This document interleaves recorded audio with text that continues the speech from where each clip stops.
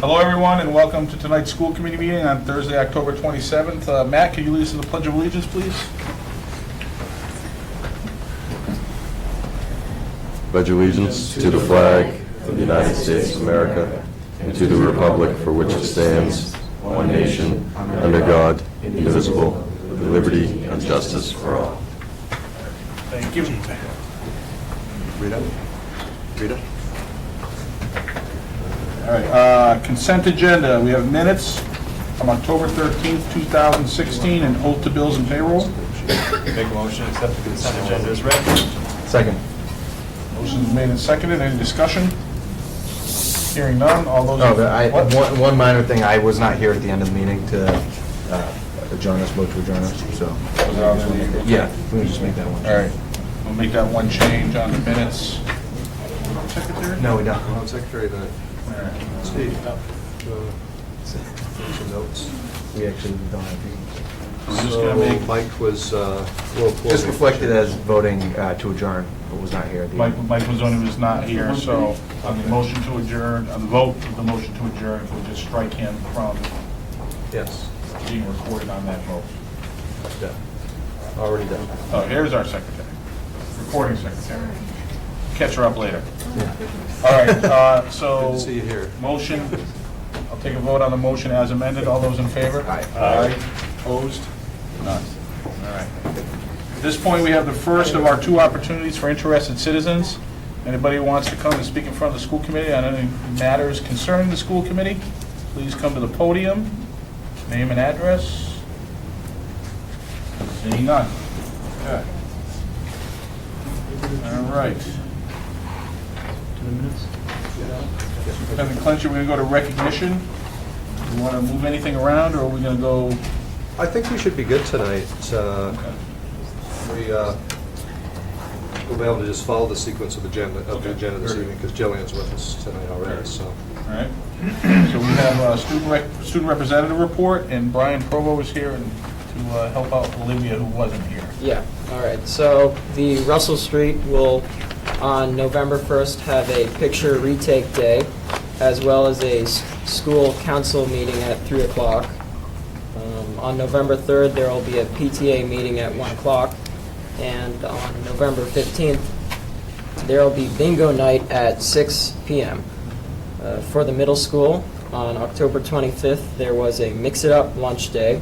And on October 26th and 27th, there were early releases. On October 28th, there will be a 7th and 8th grade Halloween dance from 7 to 9. For the high school, on October 25th, there was college planning night. And on October 28th, there will be a photo retake day. All right, good. And the second recognition, I wanted to just congratulate Julie Lord and Heidi McGregor for being featured educators at the MassQ conference. They offered a seminar that reflected what we're doing in our makerspace at Russell Street School. It was very well received, and very proud of their recognition. I sent you out a interview that they had and enclosed it in your package this evening, and they did a great job representing our district. So special thanks to both of them.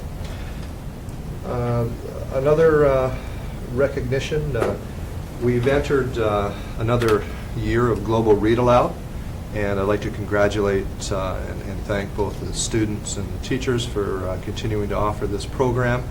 We have a lot of teachers involved with Global Read Aloud this year.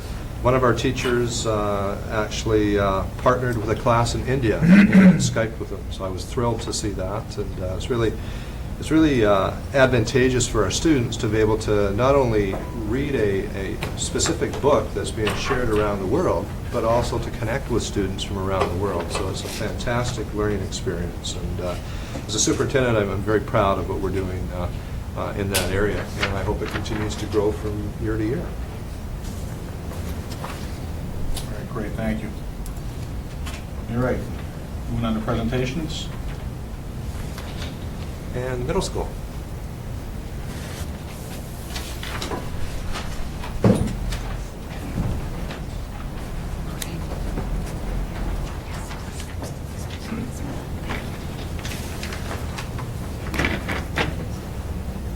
Hi, my name's Katie Asselin. And my name's Anna Nordhausen, and we're from 8th grade National Junior Honor Society at the middle school. Our leaders are Ms. Finnerty and Ms. Tatro. We went to a leadership conference called Stand Up, Speak Out at Southern New Hampshire University a few weeks ago, and first of all, we'd like to thank you for the opportunity to go. There, we learned a lot of important leadership skills in order to help our school. We learned about characteristic values and what example leaders should be setting. We learned about goal setting, about how to set a long-term goal, and in order to make it more reachable, to set several long-term goals, like break up your long-term goal to make it more reachable. We also talked about what percentage of students in school feel comfortable and how low the percentages were, and how we as leaders can change the school environment. We also learned about how some leaders stand up and talk in front of people and are changing their school with their voice, but others lead by quiet example. We also talked a lot about teamwork and did an activity where we all built these towers out of just paper and tape in teams. And teamwork skills are used in school and later on in life, which are really important to learn and develop. Overall, we had a great experience and we learned a lot about leadership. All right, thank you. Thank you. I appreciate the thanks for letting you guys go, but we really appreciate the fact that you guys wanted to go in the first place. That's more important than us letting you go. Do you guys have any questions or say one comments? thing? Yes. That's really great that you guys went there. I'm excited for you that you had that opportunity. The one thing I'll say is I was involved in student leadership my entire life.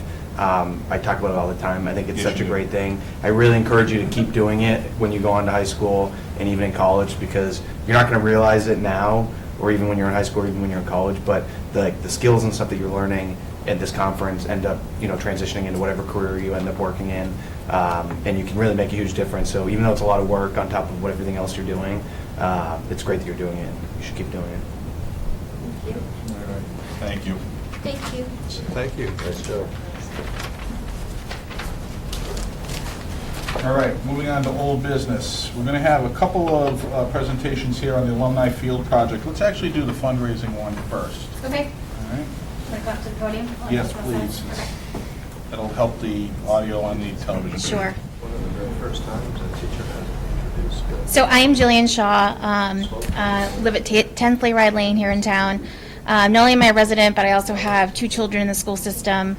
And I would say probably a year ago, I was made aware from my own children as far as the fields themselves and what they needed here. And as they're sort of talking in town, and you guys talk about leadership, is when you start hearing about issues, how do you come to the table? How do you become part of the solution? And so I joined the Alumni Field Facility Fundraising Committee so that we can hear what people are saying as far as, worrying about costs and things like that, and how we can help that out. So our goal today is to sort of go through what we've come up with as a committee of ideas that we'd like to have you guys consider doing at the new alumni facility now that it has moved to the next stage of going to town vote. And just to clarify our vision of what we see the look to look like, because I know that there's some concerns when you start getting into sponsorship, or you call it advertising, of walking into a facility and seeing a million signs plastered with Dunkin' Donuts all over it, and that just wasn't what we're moving towards. So I wanted to give you guys a visual of sort of what our plan was. So if you want to start on sort of the entrance and plaza, and what we did is we sort of walked our way through the project. So if you start coming into that new plaza entrance, there's these granite pillars that is part of the design. So our thought was to sort of look at doing some plaques to do paver programs where families, businesses can be a part of the fundraising efforts, getting whether it's their family onto it or a business onto it. There are areas that we can get some sponsorship and have it look as though it's part of the facility and not this, glazed giant banner or something, that it's a natural look to the facility and it has taste when you're walking through. So again, we talked about the plaques that you could do on the granite pillars outside, the paver program. If you flip to the next page, we could do, and I give just a couple examples. This is not exactly what it's going to look like, but for me, I'm a visual person. I always like to see what pictures are. We could do a sponsorship board right near the ticket booth where, companies or families, whatever it is, for a certain sponsorship amount can have their business up there so that we can recognize those that are putting funds to help offset the cost of whether it's maintenance or whether it's long-term upkeep, or if it's 10 to 15 years from now having to replace. Is there funds that we can create that will help supplement what we need?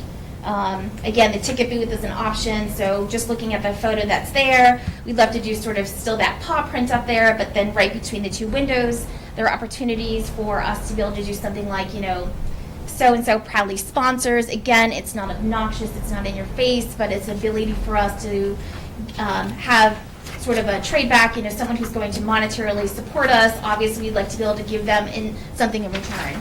Another thought that we had is so successful in the 300th parade, they did the light poles.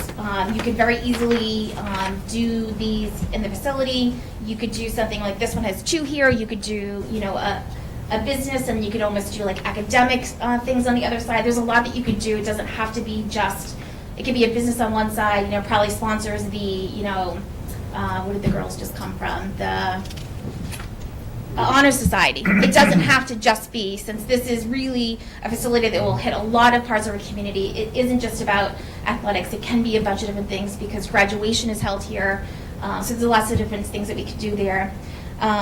We also looked at doing a program. So in the plans that's on the front page, part of the design is to have benches and planters. So we looked at those like, okay, well, maybe we can not only maybe remove the cost of those benches and planters, but maybe we can make it a sponsorship opportunity where we can have a family, we can have a business. And again, it's not smack in your face, it's very tastefully done. There are 7 benches and 7 planters on each side, so a total of 14 on either side that you have an opportunity to do something on. The other thing is these could be benches that came in maybe plain, but could have future teams, or again, families or businesses that could then sponsor them later down the road. It doesn't have to be just all initial items. The press box or the media booth, again, another tastefully done, simplistic logo that says, proudly sponsors the alumni facility.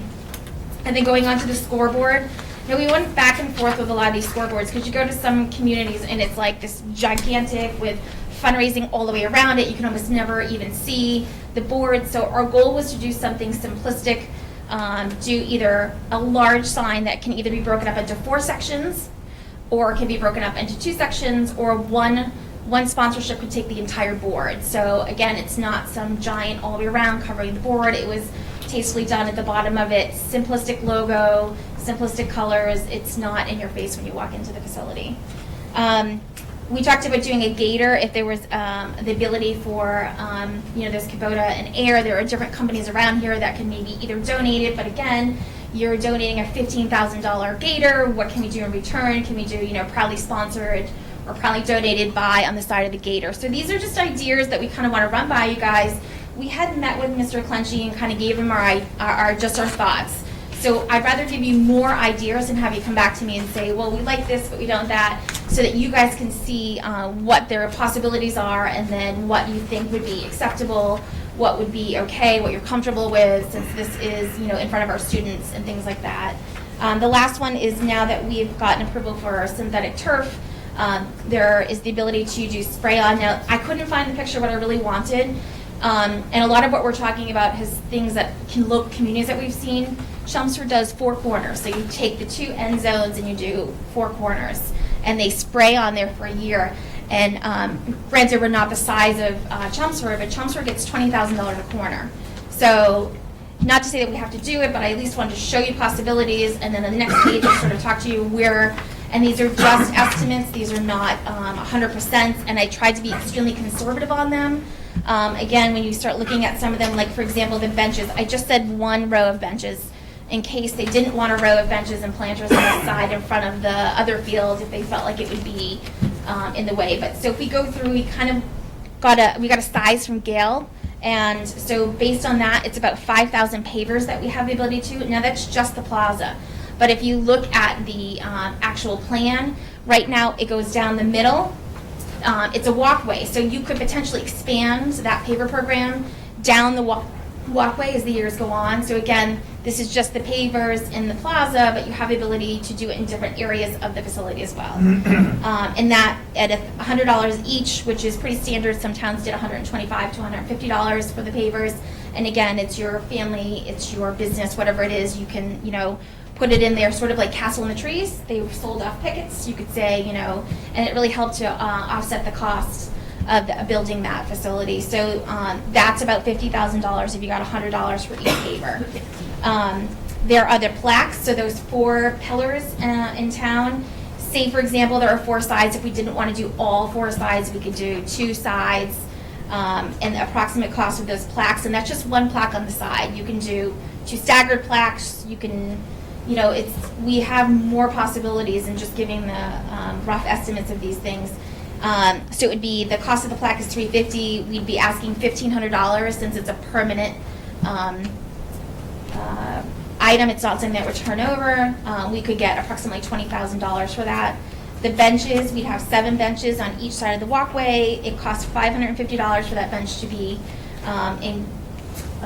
inscribed. We would charge about $1,500 for that bench. And again, those benches were part of that overall cost of what Gail had presented. So if we start eliminating the pavers, and we're providing the pavers, if we start eliminating the benches, and not only are we providing the benches, but we're getting funds for that. These are not just fundraising costs, but could help save on the actual design itself. And again, the planters are there too. So it's approximately, in the beginning, $83,650 that we could put into a kitty that would go towards the offset of maintenance and things like that in the field. And then, so that's just like the one times, here they are. Then we get into the yearly revolving sponsorships. And this is where that scoreboard would be. So again, this is compared to other schools and what they've done. We've basically scaled back. So for example, Schcmte has 40,000 people. We more or less looked at our 9,000 person community and kind of came up with what we thought the value would be, since we are a smaller community and we obviously don't have the same reach. We would give them the scoreboard. There is one giant one. So I just put $40,000 because you could divide that up into 4 different businesses, or you could have one big business, or you could have 2 businesses take either side of it. But it's a total, so it would be for every 4 years. So they would have their information up there for 4 years, and it would be $40,000 for them to do that. So if you break it down, it's about $10,000 a year for a business to be able to be put in front of our students. And again, this is not some obnoxious, crazy color. You'll see on the next page, it's definitely something very tasteful. It gets their information out there. The ticket booth could be $10,000 every 2 years. Snack Shack, again, it's just that logo on there, would be $10,000. Light poles, media booths. So basically, every 4 years, we could potentially come up with $260,000 that we could put into a kitty that could then go towards, whether it's the overall maintenance, supplementing the town's budget, replacing, putting in part of that money into an account that could then help to supplement the replacement of the field in 10 to 15 years. And then again, that last page is, these are just thoughts for what they would look like. The first one sort of has not only their logo, but their website, their phone number, and then the second one is just basics, like it's just their logos and probably sponsored by. So we wanted to get your feel on what you thought of the areas and then the overall look. Thank you. Interesting information, interesting concepts. Before we dive into a discussion about it, can we just get a quick synopsis of our fairly recent revised policy on advertising and sponsorship?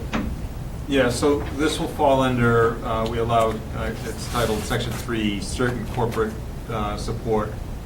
Actually, back up a little bit here. Advertising must meet the following criteria. Consistent with school district and school academic standards and goals. All sponsorship got to be consistent with all laws, particularly as they apply to the school. Consistency with district policies and age appropriateness. We have prohibition on specific types of activities, and then all corporate business organization may only cite the organization name, not specific products or services. So you know, again, that's Absolutely. the. I appreciate, Jillian and her group, I know have talked to Mr. Clenchey about Yeah. this. I know they are already cognizant of this, but I just wanted for the terms of Yeah. Yeah, discussion because I knew it we're was a gonna have problem with the tonight. track as far as, you know, Yeah. again, we love all of our local businesses, but I totally understand such and such liquor store and a paver isn't inappropriate. So we would be able to develop guidelines from you guys as far as like, okay, this is a category, and then obviously we wouldn't solicit those, and then we'd have a game plan. So if somebody like that came to us, we would have a policy in place from you guys as far as what we can, because it's hard that it's a little vague. There's obviously some straightforward things. We're not going to put a smoke shop. We're not going to put a liquor store, like things that would make sense for our athletes, our students, our community, whatever it is. So we're very aware of that. Because when, when the LTO came before us, we hadn't developed this policy yet, and we actually didn't allow any corporate sponsorship on their pavers at that time there, because we didn't have procedures in place to vet the process there. And then the final section of that, sponsorship by individuals without attribution to a company, corporation, or service is allowed. The owner of the business can donate, and have his name on it, but he can't have reference to their business. Okay, that makes sense. You know, so we're not prohibiting the owners of a business, but they can't cite their business if there. It becomes, I mean, personally, this becomes difficult because there's several, you know, Massachusetts has legalized dispensaries and grow sites, which are still federal law, are prohibited on school grounds, so we can't, there becomes some ambiguity of which we are bound by federal Sure. requirements, and we don't want to have any issues with. So I have a question. Those types of. Yeah, that makes sense. types of But things, but yeah. if it was an owner who just did it in their name, that's okay. Yeah, Yeah. yeah. Okay. You know, so those are the things that we had extensive conversations while developing the policy here, and I think this gave the superintendent sufficient guidance to make sure that, you know, he had the discretion that was looking in the interest of the community here, as well as the district here, and obviously if there was any interpretation issues, he would bring those to us for it. I Correct. think you were, Mhm. I remember it took us a while to work through all of these to. It did. I mean, it's something that was new to the community, and we've all been to areas, not necessarily schools, where you walk into them and you're inundated with Right. advertising, and Yeah. we really wanted to stay away from that. But what I really appreciated about Jillian's presentation is that it wasn't clustered in terms Exactly. of the suggestions, and it was tasteful. You know, when I looked at some of the recommendations or some of the areas that they wanted to tackle, you know, it kind of gives the stadium a good feel.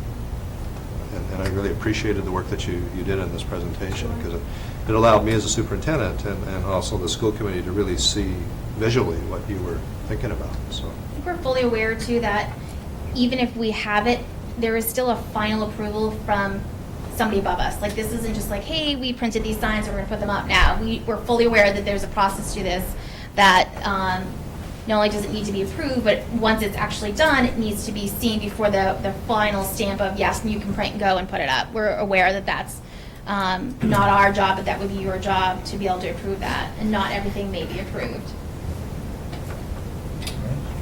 Mike? Thank you for this.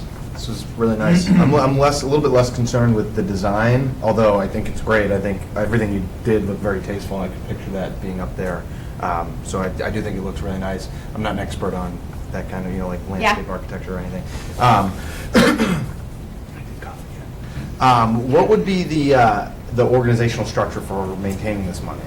So that's actually a great question. At this point, I look at it like it would be underneath the boosters, just as the snack shack would be. Okay. And it would be, you know, obviously a supplemental process to it. So we have budgets that come from the towns, and then when there's a shortage, the boosters would then kick in, whether it's uniforms, whether it's, so if we have a facility that we're concerned about making sure it's maintained, obviously we're gonna have a budget coming from the town in general, but maybe there are things that we're not quite aware of, maybe there is a bathroom issue, like I don't know, a broken toilet, like where do those funds come from? You know, I see this as money that they can come to us and say, listen, we need, you know, X amount of dollars to be able to then repair that toilet, so that it's not constantly coming back to the budget if there isn't enough there. It's a supplemental budget And then again, it's a supplemental budget for when, the goal would be to be a supplemental budget for when it needs to be replaced. Because I know that that is a concern for people as far as in, 10 to 15 years when we have to replace this, do we have anything put away for it? So, if we're able to do what we're looking for, we could have a good chunk of money to not only help supplement with the maintenance, but also supplement with the repair of, or the replacement of the field. It's not going to probably cover the entire thing, but it certainly could help towards it. Yeah. That sounds great. I think I'd like to learn more about that, because I think a concern that I would have is that the Boosters Association is a private entity, and they do great work, really great work, and I know a bunch of people who are, on the board and things like that. But I guess I have a little bit of a concern of all of this altering of school property and then not knowing, God forbid there was ever a Sure. conflict with, what the priorities were of the boosters, to make sure that the goals of what that money's used for is aligned with the donor's intent, and then also, choosing to use the school property this way. Absolutely. That's a good point. I mean, probably the way to think about it would be, rather than it just be a coming with hat in hand, and knowing full well that it probably would not be a problem, because we have Obviously not. Yeah, totally But not. on the other hand, when you're talking about this much money, it probably would be Right. better to come up with some parameters and Sure. checks and balances. So there could be, agreements put in place where we know that we're going to get up to this amount of money annually for whatever purpose we Earmarked, see so either fit. we use it Exactly. or it gets earmarked for And they can be into a concerns maintenance along account those later on. lines. Yeah. I know that, it's totally hypothetical, it's the lawyer, I know that would never in all likelihood Yeah. happen, but just as a, And you could do it in, you could do a 2-year agreement and then revisit it every 2 years so that both sides are Right. comfortable. I think you guys nothing's don't in want it to go to black hole, perpetuity. we don't want it to go to Right. black Oh, hole, you know what I totally. mean? Like, you want to be able to have that. yeah, totally I agree. think some interaction with the town as to whether there's some kind of revolving fund that could be set up that those monies get deposited into. Because I recognize all the things here, but it is a separate organization that is not associated with the school department or the town. Sure. There, so the use of those funds is that board of directors' choice. And I think we want to make sure that there's a legal mechanism that these funds are specific towards these types of activities. I like the idea of having an earmark, either an annual revolving fund or something like that, that then could be marked. So either used that's or not used. two different concepts, both valid. Yeah. So I you're don't know what talking, the Daryl, answer is. specifically about if we're using the alumni field facility to raise funds, then the funds, regardless of who controls or acquires them, should be going directly to the alumni field unless both parties are in some type of agreement. Not that they're going to take the money and say, gee, the baseball field at the high school needs a new dugout. Well, that's not really appropriate because we're doing the advertising down alumni. Right. And then more to Mike's point, it's like, well, I want to know that we have some checks and balances in place, that we're not going to be denied the opportunity to use the funds as we see fit. What I see is multiple opportunities to acquire the funds and use them. Some of them may be as simple as, we know we're going to get X amount of money put into our revolving fund for us to, we'll make the decision. We won't even ask. At that point, it's just, all right, we may spend it, we may save it, we may do whatever. Then there may be opportunities for us to come and make specific requests. Then there may be opportunities for them to come and say, we would like to do this for you, and then we would decide. So I think we can flesh all that out. And that's why I see the distinction between this type of fundraising and snack sales during the game. Right. Absolutely. They're kind of different reasons why in back, because the snack sales are to support the boosters. Yeah. This is meant to support the field. And I want to make sure we have the right mechanisms in I place. think the fact that we're even having the conversation is huge.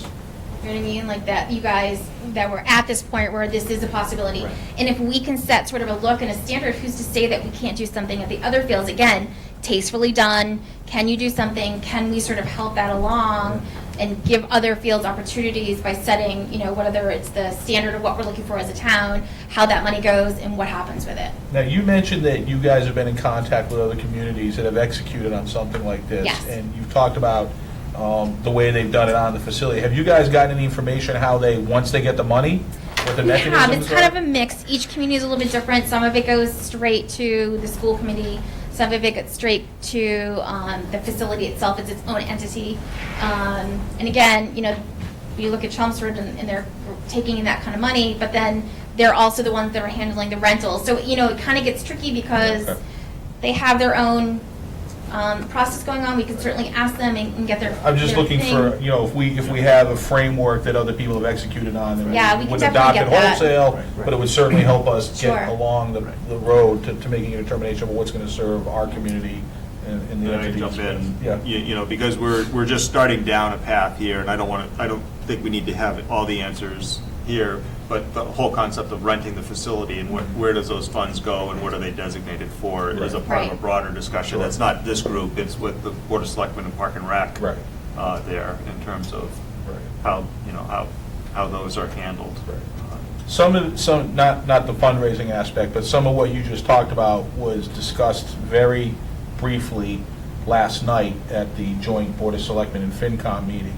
And the consensus there was that, if this comes online, it's a terrific opportunity, and it's a new ball game for Littleton. We haven't been in this area before, but it's an opportunity. It's not a problem. Yeah. But given that, it has to be managed correctly. So it will require a significant amount of sitting down and hashing it out and making sure that we protect all the interests, that are being served by a facility like this. So nothing, like you said, no problems have been solved, but, the opportunity and the issues have been identified, and the process will unfold.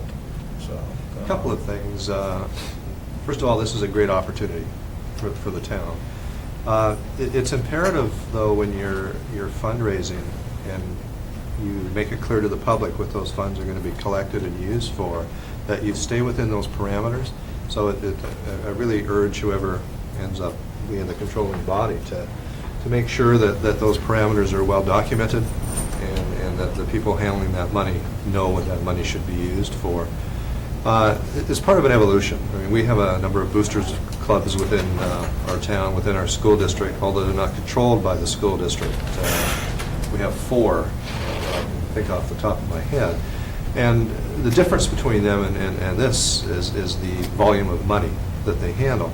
And we also have to determine, which we still haven't, whose jurisdiction is this field going to be under. I mean, we have ongoing discussions with Park and Rec, and there are a couple of things we need to clear up with them. So I think that will help steer us in the right direction. When you see hundreds of thousands of dollars, though, those financial checks need to be put into place, and having been in the capacity of the superintendent for a number of years, and unfortunately have been involved in some situations where there's been accusations of money mismanagement, et cetera. It's not a pretty thing to be involved in on either end, the superintendent's end or the people that are involved with the money. So as public community members, you also have to be cautious when you have a 501c. You have to really make sure that there are checks and balances in place so everything's traceable and trackable and by more than one person. So I'm just mentioning that tonight because it is a larger volume of money, and as a result of the potential, there's going to be certainly more eyes looking at Absolutely. that money. So There should be. and I don't want to put anybody in our community in a vulnerable spot either. So whatever we can do to help out to make sure that the process is clear cut and opportunities for audits to be done every year is to the advantage of whoever is in charge. We may of that very well money. decide that it would be appropriate for us to lend our legal counsel, some time with our legal counsel to check, what's going on and make sure that we are not only protecting ourselves as a school district, but to also help, our citizens. So there's ways that we can do that. I'm sure the town is going to have something to say about this as well on the town finance side, because it affects all of us. So. What are you guys thinking about? Do you need from us and a timeline? Thought about that? I think what you guys are talking about tonight is probably only one of them. Okay. Obviously, we've sort of been under the boosters, but like you said, with this volume of money, that would probably be something we need to identify, making sure that you guys are comfortable, that I think for the hard work that we're putting in, we want to make sure it's, we don't want to do all this work and have it totally disappear off. And in 10 years from now, I'm having a conversation, as my children are still in the school facilities, of why alumni fell apart after we spent all this money on it. So I think we want to make sure that there is a fund here that can help protect our capital investments that we're making within the town. And, you know, our sole focus right now is just on this alumni facility. However, there's a lot more possibility with it as well. Should we set up a joint meeting with Finance Committee and Board of Selectmen after the town meeting? So that's what I'm thinking, to, and discuss this? and that's why I wanted to ask that question. I think the right thing to do is let's get past town meeting, Yeah. because that's going to go a long way towards determining what can or cannot happen as an opportunity. But I think you're right. I think that the next thing to do after that is to sit down with a working body to more clearly define the lines of responsibility and expectation. And, you know, you guys are obviously have made all the right moves to this point in terms of lines of communication. You're not making any presumptions or assumptions that would give us pause. Really, I think we're seeing that there is an opportunity here, and the question is, what's the best way to execute it? So I think, you know, that's what I would like. If you guys are comfortable with that, that's what we would make, you know, offer to you, is that let's get past town meeting. Okay. And then, assuming that we all get good news at town meeting, then we will all get together again and figure out how to make this Can work. this sort of be part of the town meeting? Because I think it's important. Again, I came to this board in general, or this committee, because, you know, you hear the rumblings, and I hear my friends and I hear my neighbors are like, oh my God, we're going to build, and then we're not going to be able to take care of it. It's Right. like, okay, what's a problem, and how do we fix it? We can't answer that question for you. It's the Board of Selectmen's warrant article, so Okay. you should check with them and see what they, now we are going to, AFRAC, that I'm the school committee representative on, we are going to do a presentation, and based on the feedback we get from you guys in the selectmen, we could determine that, yes, it would be nice to give you guys 5 or 10 minutes to quickly, you know, present what you guys' ideas are, or we would incorporate it into the presentation that we're planning on That would be doing. fine with us. Is your I think question about doing the presentation about advertising, or about the organizational structure that Just the issues? fact that we have this stability, because I think there is a concern in town about Totally. taking care of the projects, and I think if they know that this committee is here, that we are for this, you know, it's not like, hey, let's just hang out and talk about it.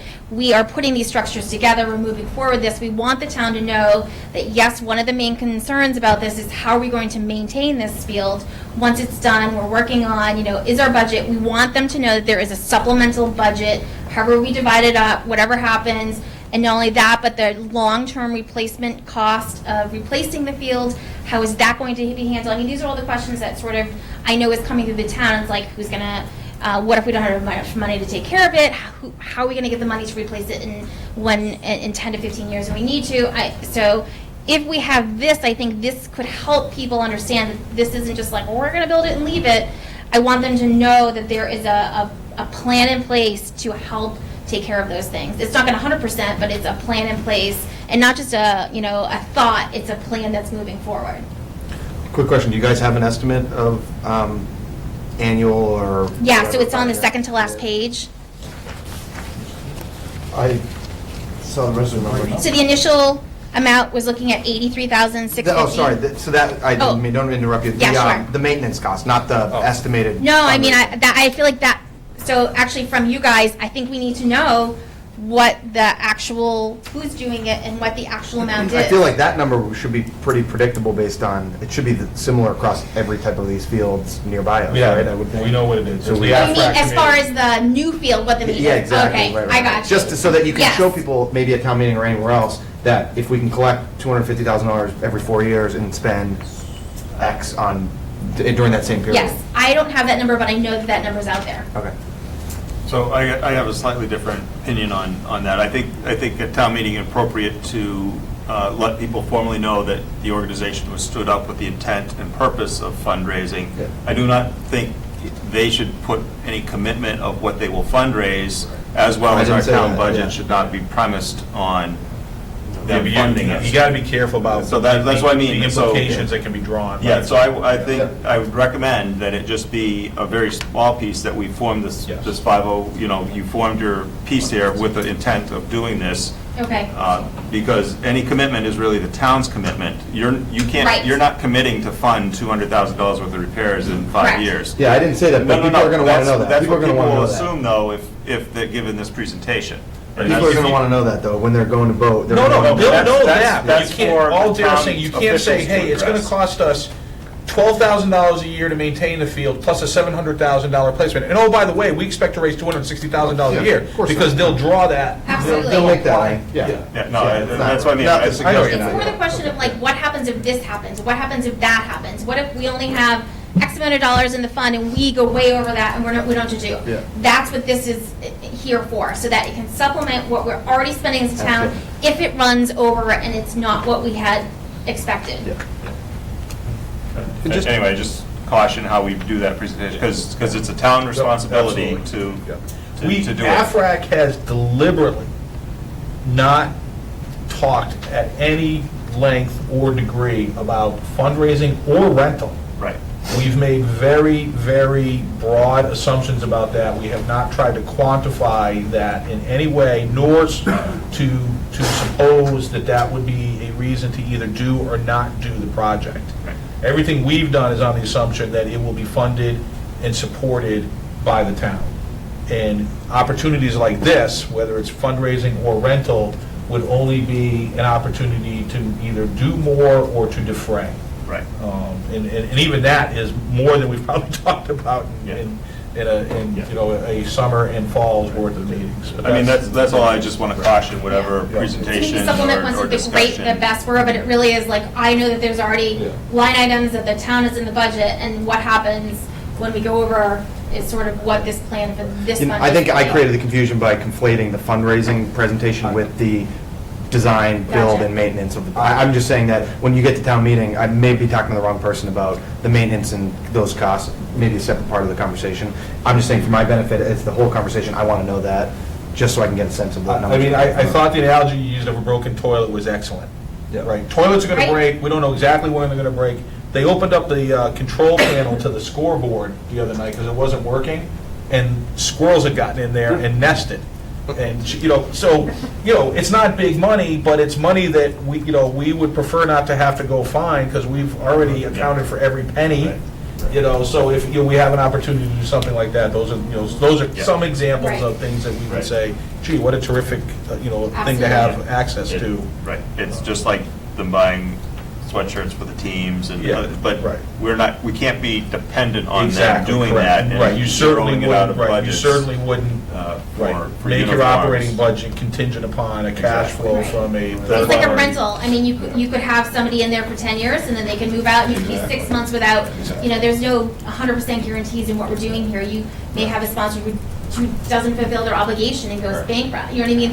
There are those possibilities. So it's not 100%. I would never want someone to commit that this is exactly what we're getting. But it's possibilities. And even if you cut everything in half, it's still a significant amount of money. Yeah. So I have just a couple of things. Sure. Have you had any reaction from people on your prices there that you're suggesting? Again, we haven't gone to anybody because Okay.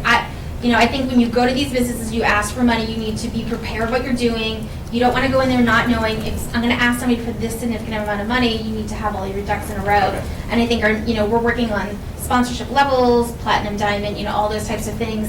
We've sort of taken from the models of the other towns and then scaled it down monetarily wise from what they were getting to what we're getting to make sense of, we're a smaller town, you're not going to get as many people in front of your information, and what would that, obviously it's going to decrease the value if you can be in front of 40,000 people and you can be in front of 9,000 people. So we scaled it back to meet what we thought would be our size community. And then the last one is more, I just looked through the things there. I like the muted, not bold colors palettes Yeah. there.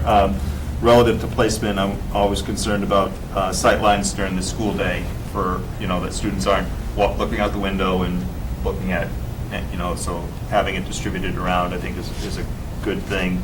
And then your light poles things there, again, things being permanent when the games aren't going on is not personally where I'm seeing some of our emphasis. Game day things, I think, are one thing, but have them Okay. up all the time, while students, again, are traversing, they're going to be used all the time for our things. Just Maybe gives that's me like a graduation season or something, or I don't know. I don't know, I think, It could be seasonal, Yeah. sports season, or yeah, it's just one of the things that gives me a little pause as I just. Or it could be that, maybe the emphasis on the more permanent installations is more towards individual sponsorship, and then, corporate sponsorship would be oriented more towards the things that are a little bit more, Revolving. yeah, and it can be taken up and taken down as we see fit, kind of. I mean, there is sort of, you have to, even within these numbers, you have to look at, there is a cost to sort of install these things and take them down. So Yeah. when we start installing and Yeah. deinstalling, what we're able to actually return from that, it was going to be less because you have to, the amount is still the amount, whether we take it up and move it down 10 times, we do it once, obviously that changes what. We don't want to be in the business of rejiggering the facility every time we go. Right, and that's the thing too, is we want to find vendors that we work with that obviously would be their responsibility to either put these up or take them down or send us new signs. And I don't want to add any added work to any other town municipality to have to come in and change signs out and things like that. So our goal would be to have whoever we're working with, have them be the ones, like say it's the sponsorship board at the ticket booth, the small signs, that company that we would purchase those signs with would come in and swap them out when the time changed over. Okay. So, again, just things we can work Yeah, towards. like I said, I just thought I'd just And Julian, just to put your mind at ease a bit, there are a number of ways that those kinds of finances can be handled within an entity. And as a fundraising group, you're very passionate about what that money is used for. And checks and balances can be put into place to ensure that the money is used for those reasons. We have a number of endowments right now with the town. And how that money is used is very detailed. So Okay. it's not uncommon. We're already doing that with a number of endowments within the town. Yeah, that's not an obstacle, it's just Yeah. something you just have to figure Yeah. out. We talked a little bit too, I'll just kind of touch base with that. Our goal too is to not only set this up, get it approved by everybody, but to make it something that's an easy process to change over to the next set of hands. You're lucky you get me here for a long time, than maybe some of my other committee members. I still have a shake-up later and a Russell Street School student, so I have a lot of years left in this town, but I know some of my other committee members are towards the end of it. So there's a long time that you have with me. That's good. Thank you. But yes, so that, again, setting it up so that there is a process in place on when they come in, how it comes in, how it gets taken down, how it goes back, all those things. Make it a simple system that sort of runs itself, and you just sort of, when the time comes, turn it over to the next person. Great. Well, let's all, get to town meeting and hope for a good outcome there, and then see Absolutely. what happens. Thank you very You're much. welcome. Thank you. Thank you, everybody. Appreciate it. All right, continuing on the alumni field thing. I have a PowerPoint that's going to try to summarize what the Alumni Field Renovation Advisory Committee, also known as AFRAC, has been up to as we drive towards town meeting. We formed after a vote at spring town meeting that authorized the development and design documents, bid services for renovations to alumni field facility.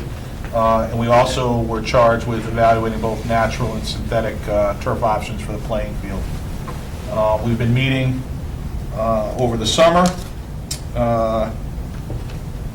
And, the reason that the committee was put together was to address an identified need to renovate the complex because of we've talked a lot about this, the bleachers, the playing field, unsafe sideline areas, lack of amenities, parking and traffic issues on the campus during events, but also just during regular school business, and also the deliberate underutilization of that facility in an effort to protect the integrity of the playing surface. What we've also seen is that partly because of that underutilization, but also because we've added some sports to the high school in the town since we built those fields, the additional use of the LHS fields in the spring for lacrosse is stressing the fields up there. We met regularly over the summer and fall, basically meeting once a week. We solicited and, worked hard to solicit input from community stakeholders, including the Littleton High School athletic director, who actually came twice. He gave a long and detailed and passionate presentation that we did not get on television, so we made him come back and do it again so we could get it on television. We had the youth sports leagues come in and talk about, where they are and what their experience on the fields are and why they think this might be a good idea. We had a presentation from the Littleton Boosters talking about their challenges at the field in terms of trying to use the concession stand as a fundraising mechanism and why they do what they do and how it benefits our programs.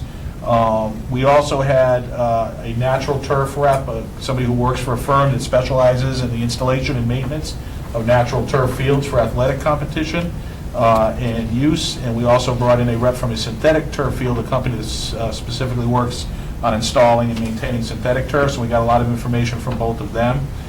We also had a lot of input from interested citizens. We had, similar to what we do here at the school committee, we had opportunities at the beginning and end of each of our meetings for interested citizens to weigh in. But really what happened was, because there was a lot of presentations and, you know, the committee was saying, well, how about this, and why don't we try that? And you could see everybody getting itchy in their seats, and the chair, Chuck DeCos, who's here with us tonight, basically just said, all right, who wants to talk about this now? And we just had input going on meeting after meeting during the meetings. The other thing we did was we hired a design firm. We went through with the PNBC, we went through a bid and interview process, and we ended up hiring Gale Associates as the design firm. Gale is very familiar with Littleton. They did our track, and our track failed, and unfortunately under warranty. And the Gale was right there to help us get hold the manufacturer and installer accountable, and we're getting a brand new track again. So we're very comfortable when we hired them. They did a great presentation. They've had a lot of experience in athletic fields and facilities, not just the field, but the amenities around the field. When we hired them, we gave them the parameters for the type of use we wanted for the facility. Well, we gave them the parameters based on the issues that we cited in terms of why we need to do a renovation, but we also communicated to them what we wanted to use the facility for, which included Littleton High School field hockey, all practice and games, the football for games, boys and girls soccer. We currently play 2 games a year there, but we're trying to make the field more playable for that type of sport, and we get them down there maybe 4 or 5 games each. Youth football practices and games. Right now they only use it for games. In the spring, we currently have girls varsity lacrosse down there for all practices and games, but we would add the boys varsity program for all practices and games. And then we would allow youth lacrosse to use it for practices and games. And of course, we have our community events such as graduation. So we wanted Gale to know that that's what we were expecting to have a facility that can support and sustain. They came back with, and you guys have this in your packets, or they were emailed to you today, with the design. And they came back with an initial design with a couple of different ideas. We talked it over with the committee, got feedback from the committee and from people that were interested enough to come to our meetings. And then Gale went back and made some changes to it, modifications. So right now, this is the design we're working off of. You can see that the football field, or the playing surface, is roughly the footprint is the same. We haven't reoriented in any way. It's wider and longer than it currently is to allow for the safe and appropriate use by other sports, including soccer field, hockey, and lacrosse, along with football. The bleachers will be replaced, brand new bleachers, but they're roughly in the same spot. They're a little bit larger. We think the capacity right now is around 600, although it's difficult to estimate because of the antiquated design. This would be around 700, but again, you can see the footprint is right about where it is. Jet Field, the softball field, is basically rebuilt, reoriented. Home plate is currently here. This would turn it to this end, and they'd be hitting that way towards the traffic pattern. The one significant benefit there is right now with home plate here, a lot of balls are fouled off into the parking lot. Now it would take home runs to actually make it to the parking lot. The main entrance for the facility I don't know that there truly is a main entrance right now, but if you were going to call it that, it would be up to the top here. Right, it would be reoriented down into here or across from where the buses are currently parked. We've heard a little bit, this would be like a plaza. It would be an inviting area. The idea would be that if you parked at the middle school, you would walk down the existing sidewalk, past the cafeteria, to a crosswalk into this new area, the sidewalk here, and then into the facility. If it was a paid event, admission charged event, you would pay here. If not, you could flow in here. There would be a gate up here, so if it wasn't a day where we were actually charging admission, if it was just youth sports, softball game, whatever it was, people could still migrate in from the middle school over here if they wanted to. Additional parking here and here, they would just get onto this sidewalk, walk down, and into the plaza from here. We have a concession stand here, which I'll go into in more detail in a minute, but it has a concession stand with bathrooms, some storage space. Yep. You can see here the Russell Street Playground remains intact.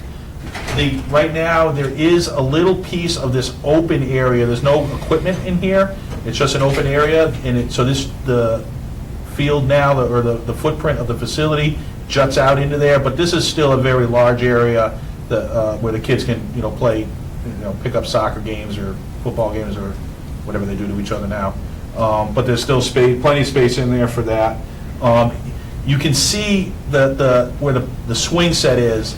The boundary of the facility is very close to where the swing set footprint is, and it's a big footprint because of the nature of swing sets. We've been assured by Gale that this meets code. It's not a safety issue, but they raised it. They said, look, we know we're close here. We're keeping an eye on it, and they'll make it work. There is safety netting up on both sides here, protecting both fields to allow for simultaneous use of the facility by the different activities. You've got sidewalks, landscaping, benches on both sides here for people to sit and watch the games. One thing it does do is it trims off a little bit of the driveway right here. So this is, right now, if you were driving, this would actually be drivable space.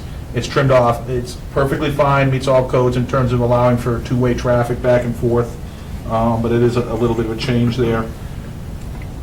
You get additional parking here. This is where the buses currently are, and there is parking here. It's not great. It's not defined very well. You can see here, there's parking right here, another row of parking here separated by some landscaping, and then another row of parking right up against the sidewalk with handicap spots right there. That is additional parking based on what we have. I don't have the exact numbers with me tonight, but the other thing that they do here is they change the parking configuration here on Whitcomb Field. And actually, they cut in a little bit to the field here, but again, there's a huge amount of space before they get anywhere near the actual baseball field. But the change here is that these are actually pull-in spots versus the parallel parking configuration we have, and we gain a significant amount of parking spaces by virtue of changing it like that. The walkway right now that people use between Russell Street and Middle School it's exactly the way it is right now. It's not changed at all. So the daily traffic flow is, for whatever reason, that kids and parents or staff use to get back and forth, that's still there.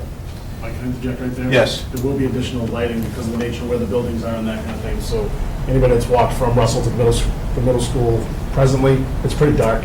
So part of what we're trying to do to improve the whole facility is to put some down lighting there. So when people are walking back and forth at night. And, I'd say we're going to leave it the same, but, if they see an opportunity to make it a better, beyond the lighting aspect of it, but to just make it better, then they'll take a shot at that. All right, after working on the design, I want to talk about the concession stand a little bit. So here what you've got is a building. This wall here would face the field, and you come up to the concession stand here to order your items, and they would be served out of here. There's a spot and a window for apparel. We've had some talks, and Gail's working on, they might pull the apparel to be right next to the concession stand and kind of reorient the bathrooms a little bit, and that might change where they walk in, so that's still under design. However, what's not under design is you will have a full men's room, a full women's room, and then a family restroom available there, and then there's some storage in here as well for field equipment. So that's the basic footprint of the concession stand. Okay. So after working on the design, the next order of business for AFRAC was to consider whether to support a natural versus synthetic turf. And we're going to catch up. Okay. So we did a significant modeling exercise, and this is significantly summarized from there. I can make available to you the presentation that we did where this goes into more detail. But what we did is compare the installation and maintenance to the use between natural and synthetic over a 10-year and a 20-year period. And you can see that over the first 10 years, it would cost about $1 million to install and maintain a synthetic, a natural turf playing surface. It's not just the surface, it would be the footprint, the building out the field, laying it out, those are the same regardless how you do it, drainage, subwork, all that kind of thing, the bleachers, those are included in both those prices. But to put the facility together, the actual, what I would call, not amenities, not sidewalks and parking, but the actual playing facility that allows people to play and watch the games, would be over 10 years, $1 million to install and maintain for natural versus $1.7 million for synthetic, which is a significant difference. However, you can see that the projected hours of use between natural and synthetic over the first 10 years is about 1,950 hours versus 7,750 hours for synthetic. If you break that into a sort of cost per hour, it would be about $513 over the 1,950 hours for natural grass and $227 over synthetic. We then pushed the horizon out to 20 years because that would get us past the first requirement to potentially replace the fiber carpet, not the infill, but the fiber carpet, and would also require some additional maintenance on a natural grass field, resting, could be some reseeding or sodding, things like that. So when you look at that, the 20-year cost for the initial installation and then maintenance over a 20-year period, you're looking at $1.3 million versus $2.5 million. But in the usage, you go for 20 years of hours of use on natural, 3,600 hours versus 15,500 hours for synthetic. And then the cost per hour over 20 years would be $355 versus $159. After looking at that and talking about it, the feeling of AFRAC was that the ability to realize a much larger benefit, both in terms of the amount of use, but also the quality of play for sports like field hockey and lacrosse, was worth the increased cost. And by a vote of 7-1, the committee voted to recommend a synthetic playing surface. The latest decision we made, which was this week, was once we decided to go with synthetic, was what was the type of infill we were going to use for the synthetic surface. Remember at last town meeting last spring, there was the town voted to support a moratorium on tire crumb rubber, which historically has been the most installed type of infill. Given that we couldn't use that, we've evaluated various alternative infills, including organic type fill, which is typically made up of cork and coconut husks, EPDM, which is virgin crumb rubber, so it's crumb rubber, but it hasn't been used for any other purpose. It comes out of the manufacturing facility and gets put on the field. TPE, which is extruded plastic pellets, EnviroFill, which is acrylic-coated sand pellets, and then there's a product called Nike Grind, which is crumb rubber from athletic shoes. All these materials vary in terms of cost, lifespan, other factors, including the experience of use and play on it. Some of these are very new and not in wide use yet, so it's difficult to get solid information about how well they compare to each other in terms of playability, durability, usability. So it was a little difficult to see a clear demarcation on these types of things, because this is an industry that's in flux, and we're right in the middle of it. But after weighing the information we had and the input we got from the people that we had come before us, and listening to some input from the community, the coaches and the AD and interested citizens, we voted this week unanimously to go with EPDM, which is that virgin crumb rubber material. Right now, Gail is finalizing the design and cost estimates, and they'll have them ready. Go to the next slide, Steve. They'll have them ready for town meeting, and we'll provide a final cost estimate prior to town meeting. But based on the estimates that were part of the design that we looked at here, the cost would be approximately $3.67 million. The Board of Selectmen and FinCom, along with the town finance team, have been working on financing strategies for this project and the fire station. What they decided and voted on last night in a joint meeting was to fund the Alumni Field project primarily from short-term borrowing inside the tax levy, meaning that there will not be an increase in the existing tax rate to fund this project. And they're using the same strategy to fund the fire station, which will also be voted on at town meeting in November in a couple of weeks. This is the article that will be presented at town meeting. So, to see if money will be vote to borrow and transfer from available funds to do the renovation, and then there's verbiage in there that they need to put in there. The motion that was voted on by the selectmen was moved and seconded for the town, vote to approve Article 7 as printed in the warrant in the total amount of $4 million by transferring from May special town meeting, $164,000 from the alumni renovation design, and by appropriating and borrowing the sum of $3,836,000, which will be borrowed. I'm not going to read it chapter and verse. The idea is that we have not expended all of the funds that were allocated for the design, so we would move the remaining balance into that. It's $164,000, but put the $164,000 in the 3.836, and you've got $4 million.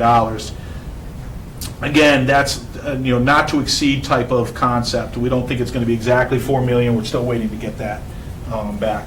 Both boards talked about it last night.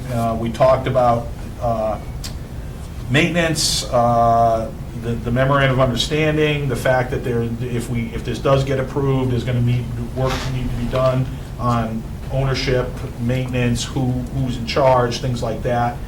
But the point that was made was, frankly, the MOU probably needs to be revisited regardless, whether we decide to do this or whether we kind of stay in the same business we're in.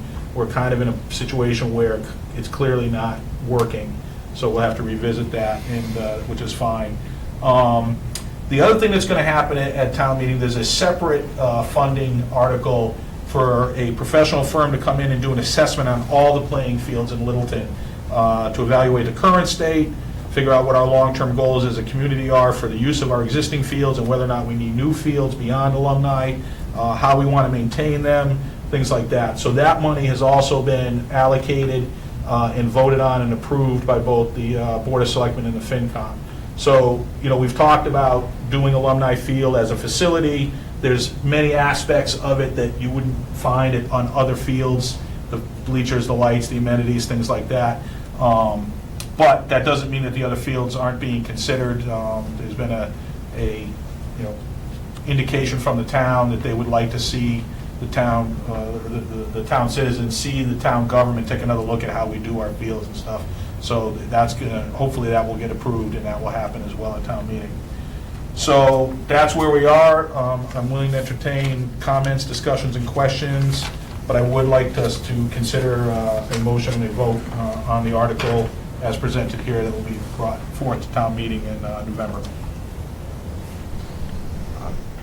Do you mind if so just one comment you made there, Mike, that you said the MOU is not working. I think actually it has been working. What's not worked is I think this project's brought high focus on the aspect of maintenance monies being allocated by the town for it. I don't think we've had a working relationship problem with No, you're right. with Park and Rec and the town Correct. piece there. The town has just not had the funds available to allocate additional maintenance monies there. I just wanted to clarify that piece. And you're right. The MOU is a multifaceted document, and you're right. The vast majority of it is working fine, but when it comes to the piece of the MOU regarding how the fields get maintained, that one we're struggling with. Yeah. And we also are struggling because the MOU was written and implemented before we put lacrosse in place. Yep. And it's never been revisited, both in terms of, does it require additional maintenance? Does it require different strategies for keeping the fields in shape? And, that has never been visited. And you're right, I don't think it's the maintenance issue as much as it's the overuse and the type of use that we've never gotten our arms around. So regardless of what happens at town meeting, that's got to get addressed. That's kind of, sorry, that was the point Yeah, I was trying to I just make. wanted to clarify that we don't have a No. poor working Not at relationship all. with the other organizations And there. there are some areas that aren't covered in the MOU that are contained in kind services. And Yeah. part of the reason to revisit that is to try to tease that out so that we have a better plan in place.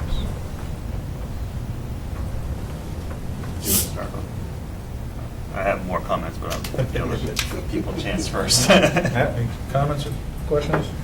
No, I just want to say I appreciate all the diligence you guys have put into this. You guys put a lot of work, and I appreciate it. Mike? Yeah, there's a lot to take in. I echo what Matt said. The whole group, you guys, I know for a fact that you guys met quite a bit over the last several months, so but a lot of good work. Good job. You guys clearly covered all the bases. I think the design looks great. I think it's overdue. I think our town deserves a project like this. I have a couple minor thoughts. This is the first time that I've really gotten a detailed layout of the new field, so I have a couple minor questions or suggestions about things like, Chuck, you covered something about, one thing I was worried about was the bathroom door locations in the back of the building.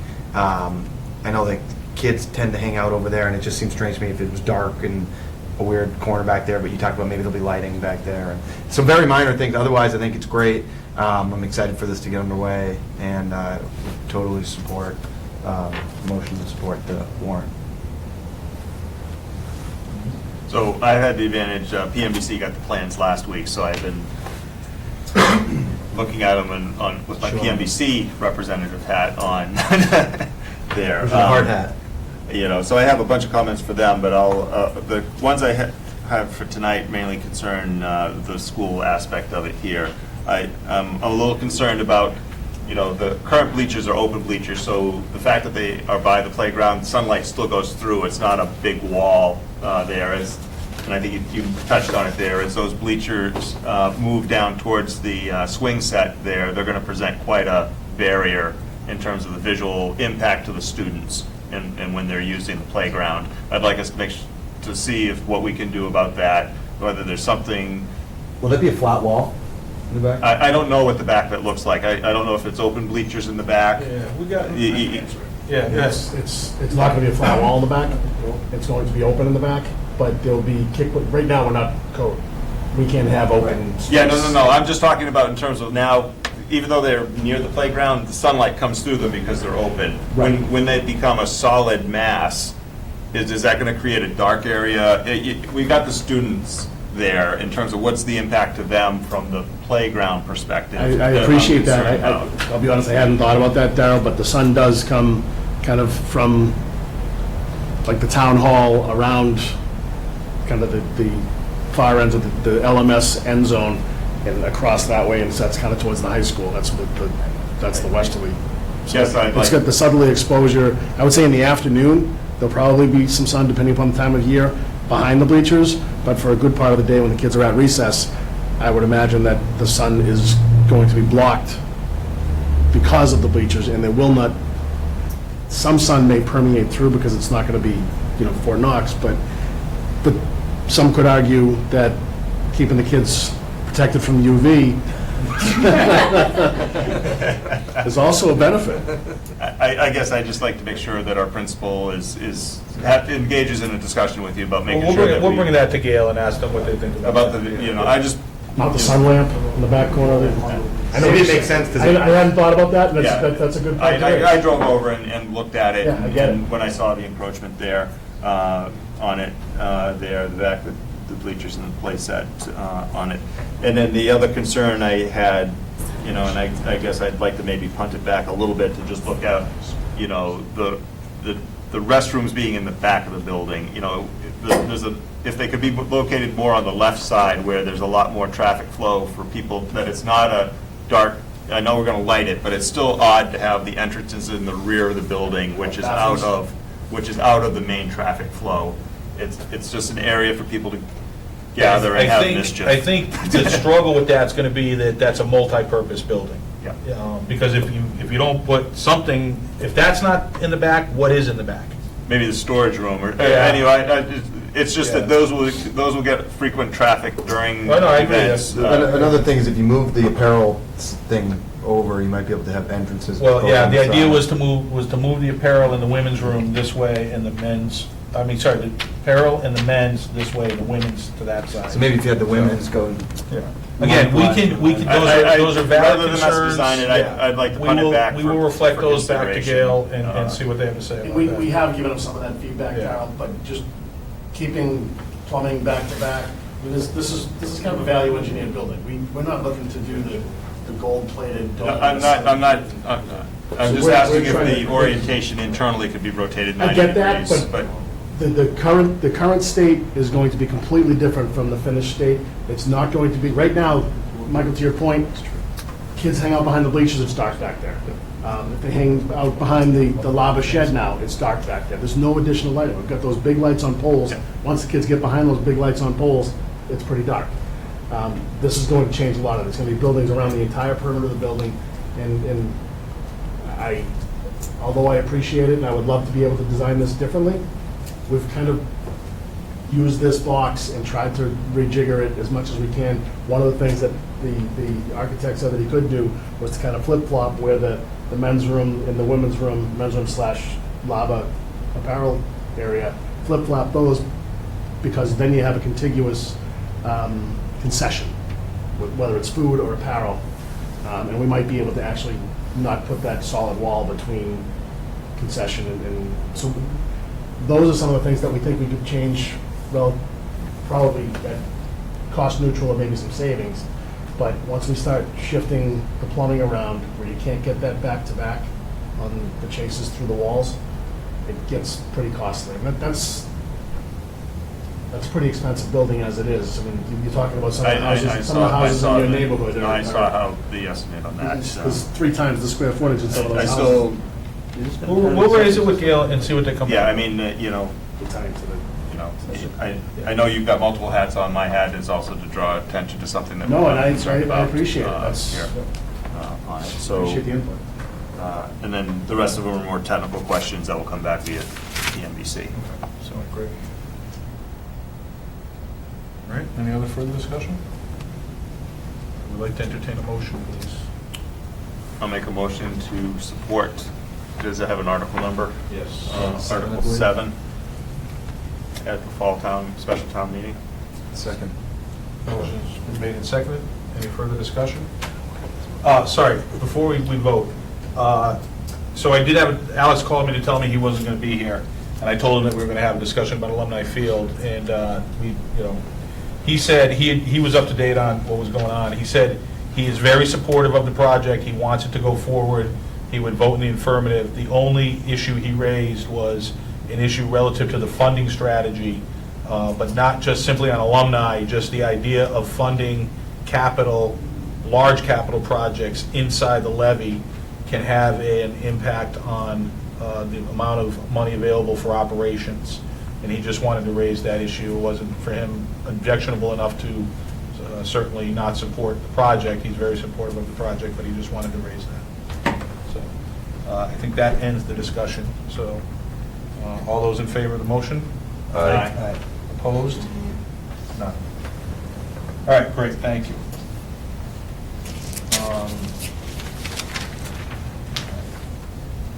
New business.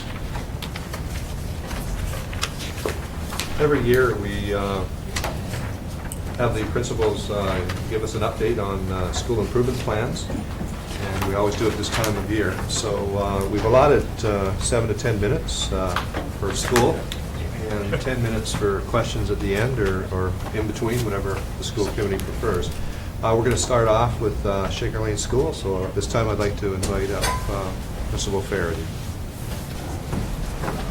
See, what we heard was keep it to 7 minutes.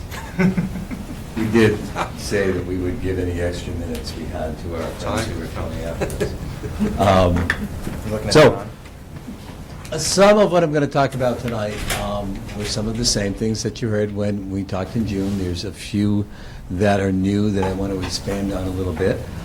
First area is curriculum, instruction, and assessment. As you know, we did implement a new language arts program this year that's pretty comprehensive. Last year, excuse me, it was a pretty comprehensive program for reading, writing, spelling, vocabulary, and grammar as well. So that was quite successful. Now that we're in our second year, we feel that people are really hitting their stride. It always takes a year to get to know a new program, and in the second year, you really have finessed out what are the most important things to focus on.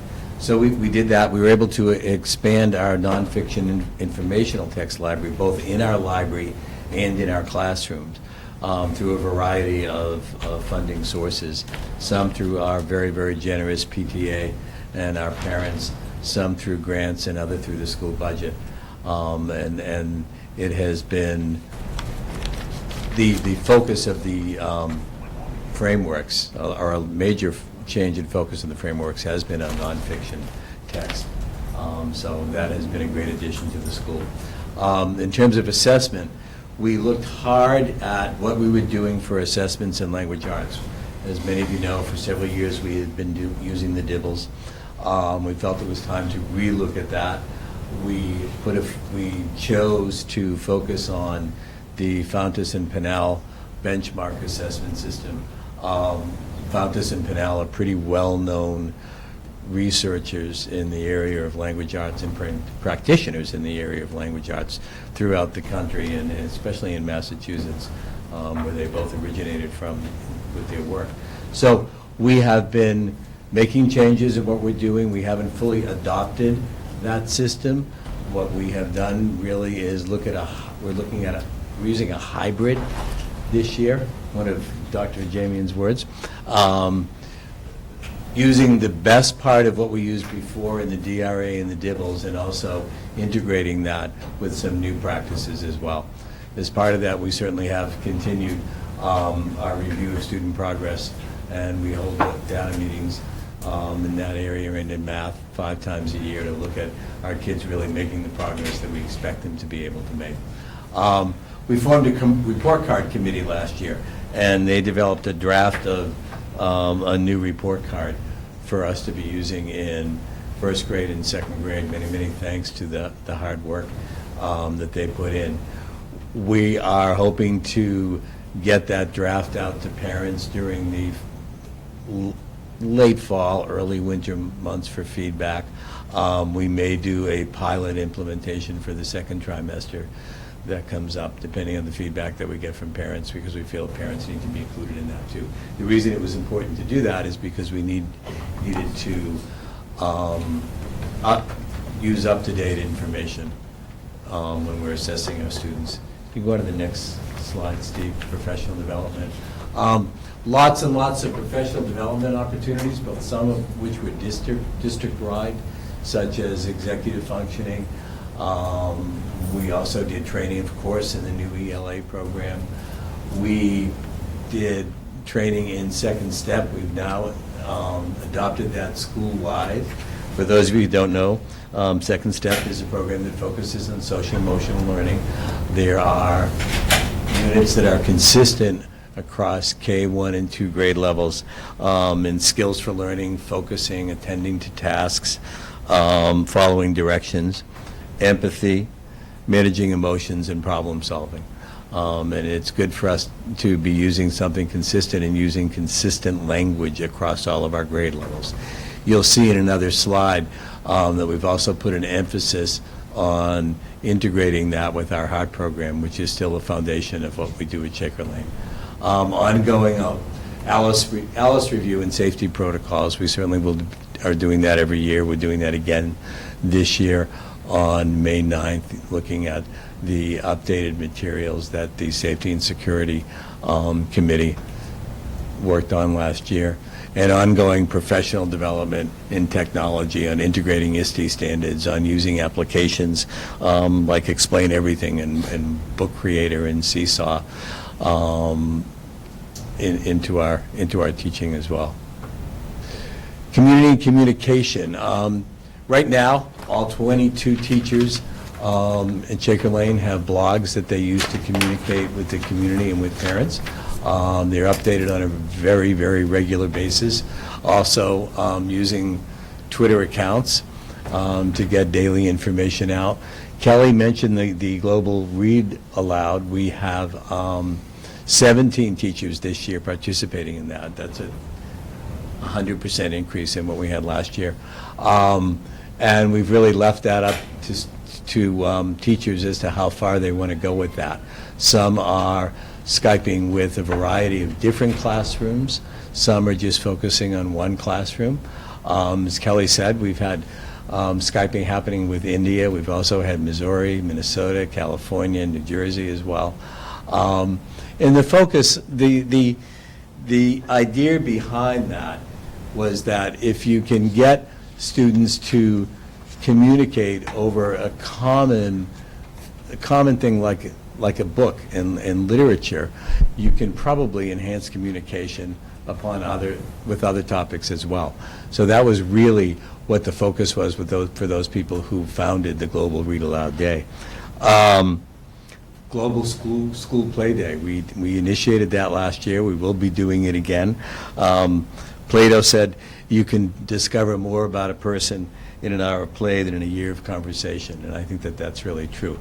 But what it does for us is provide that opportunity for unstructured play, which results in more problem solving with our kids. So much of our students' day is structured, whether that's structured during the school day or whether that's structured by after-school activities. Kids have less and less time to focus on the kind of play that we used to do when we were young kids, and we would go out and just play ball in the playground or be out hanging around in the rock area 2 doors down from my house. So what we're hoping is that by giving students that day of play, that they'll be able to develop better skills in problem solving. I'm going to skip down to the Middle School Student Council and the Shaker Lane Mentor Program. Last year, we developed a partnership with the Littleton Middle School Student Council. We had about 8 students from the Student Council coming out and volunteering in the school on a regular basis in a variety of different classrooms. Focus being not only developing a partnership with the school, but also providing our students to have a model of somebody who is a little bit older than them, and providing the middle school students with the opportunity to work with some younger kids and really do some beneficial things, whether that's big sister, big brother kind of activities, or reading with the kid, maybe playing math games. And we found it to be quite successful, and I was talking through email with Diane Tricana and Lily Fannenbacher, thank you, this week. And we're going to be beginning that program again very, very soon. And we also developed a partnership with Littleton High School. Again, the opportunity to bring our 2 schools together, but also the opportunity to bring some of the kids over to Shaker Lane who may be aspiring teachers and want to have that opportunity to be able to be in a classroom for a period of time. We've already begun that this year. We already have a student coming over and working with Michelle Barth, who was the developer of the program. And we're looking forward to that continuing this year. Climate and culture. I talked about Second Step and Scope. Second Step and Heart, I'm sorry. The mentor program. Really, really feel fortunate with our new playground structure and the rear playground paved. It's really given kids a lot more opportunities that are safe to be able to play when they're outside at recess time. And again, we have a very, very active and supportive PTA and parents who are in volunteering in our building and working with us all the time. And technology. How am I doing for time, okay? Already 10 minutes over. We added a second grade Chrome cart that's dedicated solely for second grade. That's been a great addition. It's enabled students to, again, continue to be able to integrate what we're doing in everyday activities and everyday teaching. Our technology that is being used in classrooms has greatly increased due to that, and as we learn more and more about, time's up. Oh, gee. It's on silent. He didn't tell us it was going to do that, did he? According to the phone. Boy, there goes my evaluation. This is like being at one of the debates. A lot more student and staff mobile technology happening, and a lot more integration of what we're doing. We've continued participation in Hour of Code. We've got a few new ideas at the conference that we went to last week, and we're really looking forward to implementing that. We have a plan that you'll hear more about second half of the year for redesigning of our computer lab, looking at a kind of a makerspace opportunity for younger students. I'm not going to mention the name of it right now because my esteemed colleagues will give me a hard time.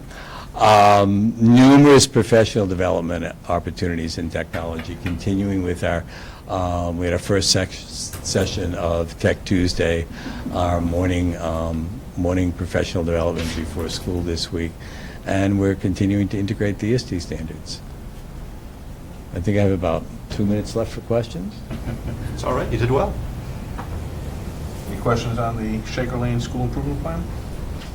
No, you answered them as I was going through, so. Yeah, I'm getting better at it. Great, nice job, thank you. Thanks, Rich. Thanks, Rich.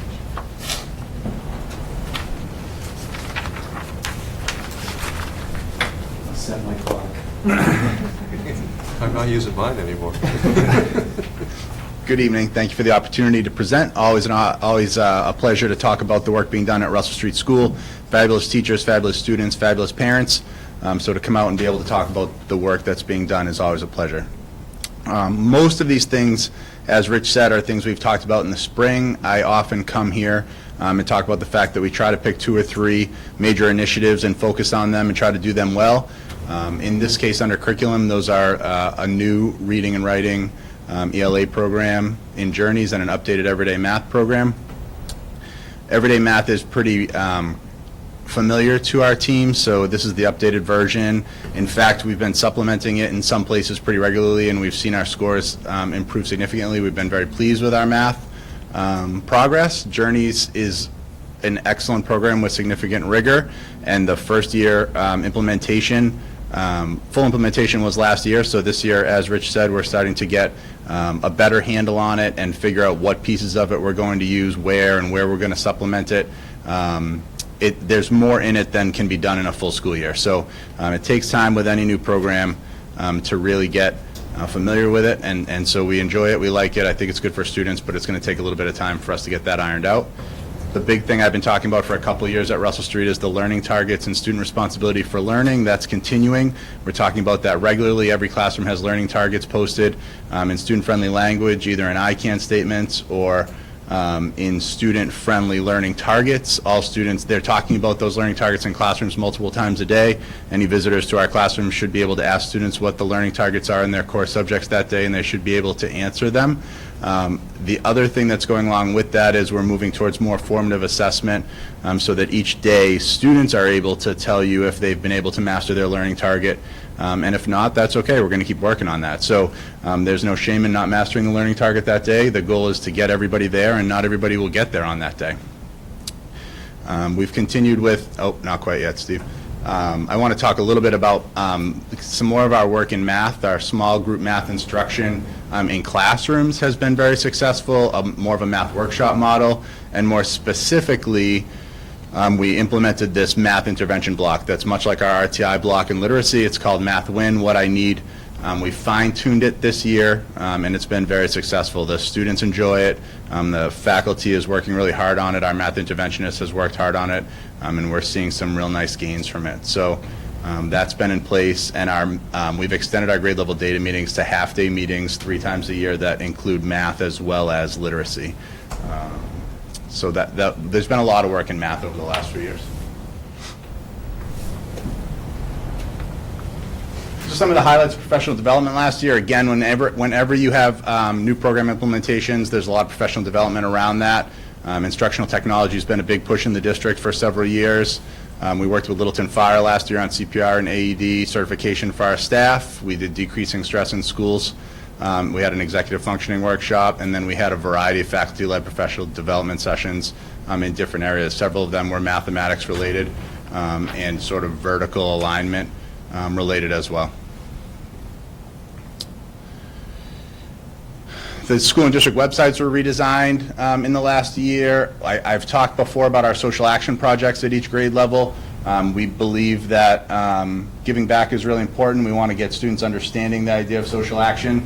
At the middle school and high school, community service becomes a big part of the student experience, so our students are also participating in social action projects. One of the things we talk about as a team is trying to make sure those projects aren't just asking people for money and finding ways that students can actively participate in social action. Our school council, our student council is participating in Socktober this month, which is nice. We've collected tons of socks for those less fortunate, and I think that's a nice thing that, you know, students can use a little bit of their allowance or take a little bit of money out of the bank and buy a pair of socks as opposed to having to ask their parents for a lot of money, and we've been really successful in collecting a lot of socks. Students are coloring a little sock and hanging it on a clothesline when they bring them in, so that's been real successful. We have ongoing spirit events at Russell Street. Our basketball night is one of the more popular ones. Communication continues to be ongoing and growing electronically, in particular with social media. We're seeing staff use a variety of different types of social media, including apps like Remind and different text apps to help keep parents in the loop. Where we see that use with students as we get into the middle school, our staff is using it with parents. So lots of communication. Last year was the second year of our grade 5 capstone trip to Cedardale. It's really been a wonderful experience. We have tons of parents who volunteer to come on that trip. Our 5th graders are looking forward to it. It's sort of become a cultural thing at Russell Street. I think it will remain in place for a long time, and it's something that had never been done. So our 5th grade team wanted to do something. They did some research, and it's really been successful. School-wide meeting is one of our cultural successes where it's all focused on students. Students perform, students host the meeting. Our clubs program, we just started clubs. This Monday actually was our first club. I think I overheard, so don't quote me on the number, but I think we have about 283 students participating in clubs, which out of 385 or 390 students is a lot of students, and so that's kudos to the faculty that are willing to offer clubs and the office staff who help break them into sessions and get every student into a club, because logistically that can be a challenge. We've talked an awful lot about the think tank, which was a huge success last year at Russell Street thanks to Littleton Light and Water. We heard today from Superintendent Clunchy about Heidi and Julie being recognized at the state level and presenting about the think tank development. The maker movement statewide is a hot topic, and it's nice to be out on the leading edge of that. With some of our capital money, we had some landscaping and grounds upgrades with the help of Steve in the front of the building that look really nice. And we actually have some faculty who, we've talked a lot about educator evaluation, and there's a professional practice goal. We have a team of faculty members whose professional practice goal this year is to increase and improve some of the school culture and climate, and they've been doing all kinds of different things in the faculty room and offering different things at school, and I think that just speaks to the hard work that they're doing and trying to make the learning environment great for everybody that's there.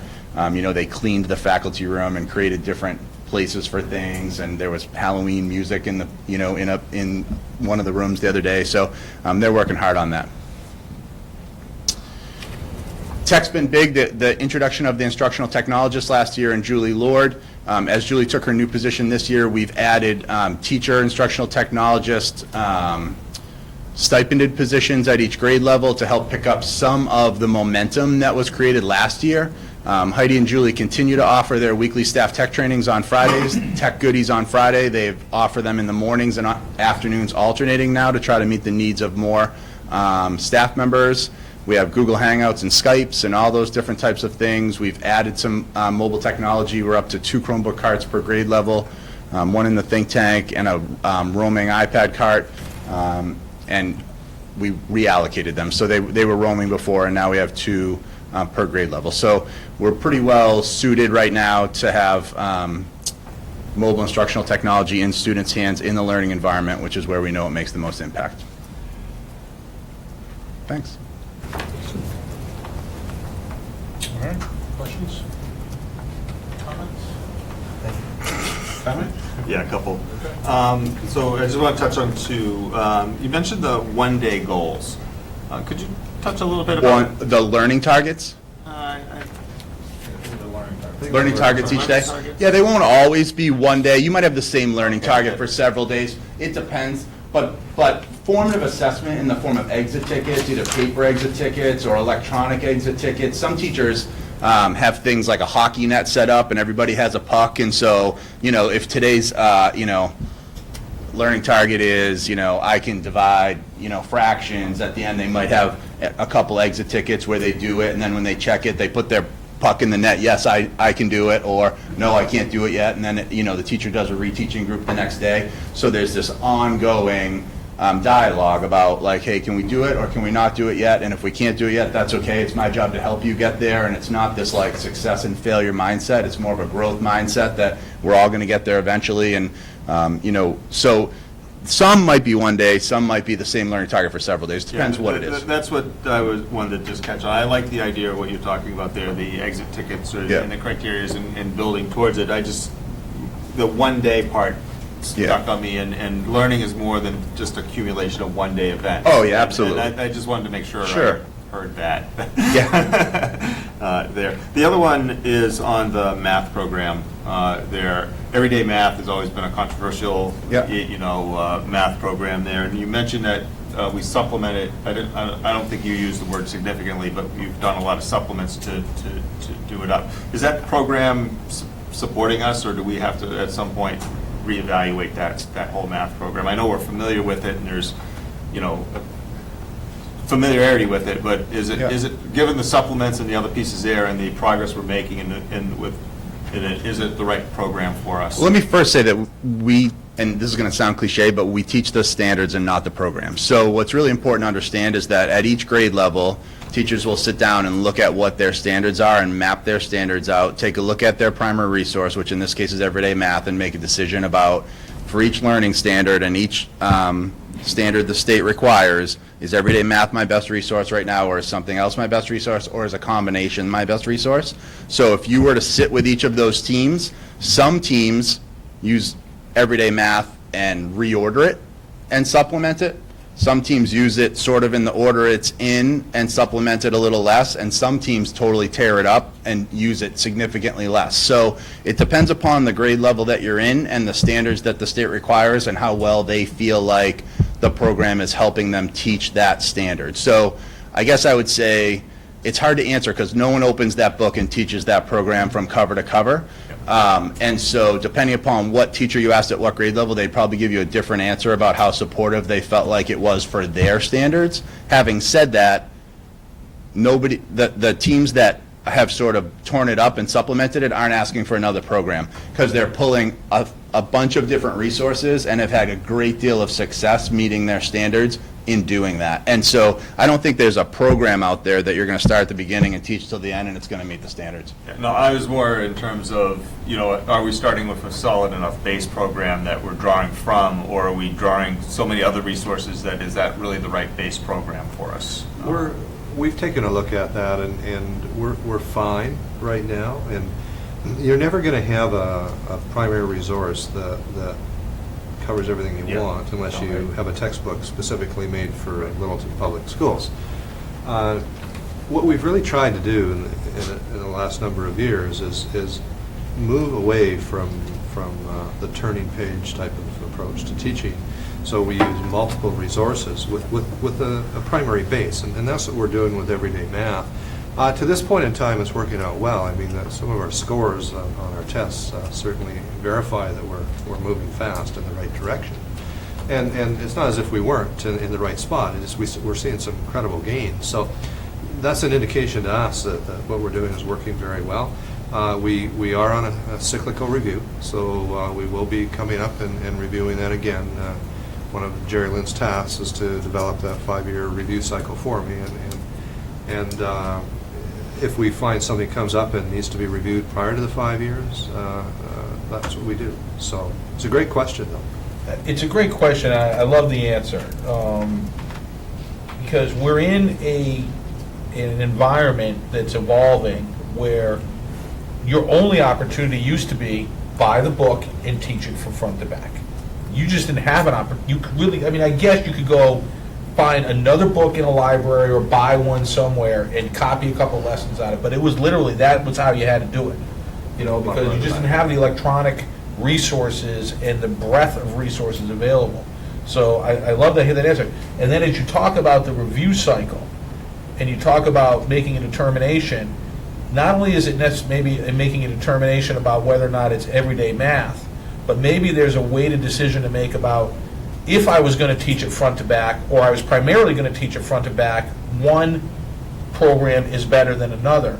But if I'm going to go to I'm going to take the best pieces of everything, then maybe we don't get so invested financially and training-wise and professional development-wise in a particular one. Just something to think about as we continue to evolve the way we approach curriculum in presenting and achieving standards in this day and age. And it's also important to remember that in pre-K to 5, we have 6 teachers at each grade teaching the same thing. Right. So we already have a multiple base of collaboration, and as a result, we've done a real good job of horizontal alignment, which you really have to be careful when you start using multiple resources. But we've done a good job of making sure that students in Teacher X's class are getting the same quality of education as the teacher next door, so to speak. Which is clearly easier to do in Littleton than it would be to do in, a larger district. Yes. That's why you get the benefit of doing this, because you can put the checks and balances in place much easier to keep that standardization and that levelness there. We've been lucky in mathematics to have some real teacher leaders in mathematics who have said, hey, listen, I've used this, and they have some great launch lessons in it. Let's take a look at that for some launches. Let's take a look, the state of New York has created some great lessons around this topic. Let's pull some of those. So, it is, I think, to the superintendent's point, one of the nice things about a program is, especially from scope and sequence, you're a brand new teacher, you don't know what you don't know. And I tell people a lot when I started teaching, and I was dropped in a writer's workshop model and a reader's workshop model, I used to think to myself, like, yeah, I have this recipe box with all these lessons in it, but what's in my neighbor's recipe box that I might not know I'm supposed to be teaching? You know what I mean? So it's a whole different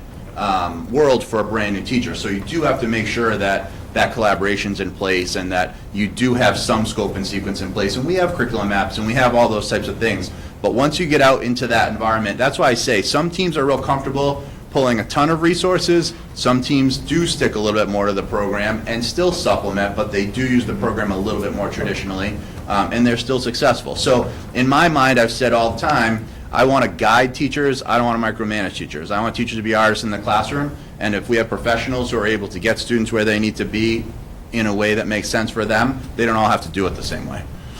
Great. Thank you. Thanks. I'd be interested to see it, just the whole textbook or program market evolves on its own anyway.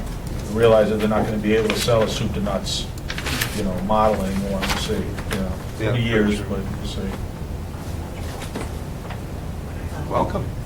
I met with the teachers on the school council and the members of the Littleton Middle School leadership team, so I could talk to you intelligently tonight about what they accomplished last year. It was a comprehensive review of the science program last year.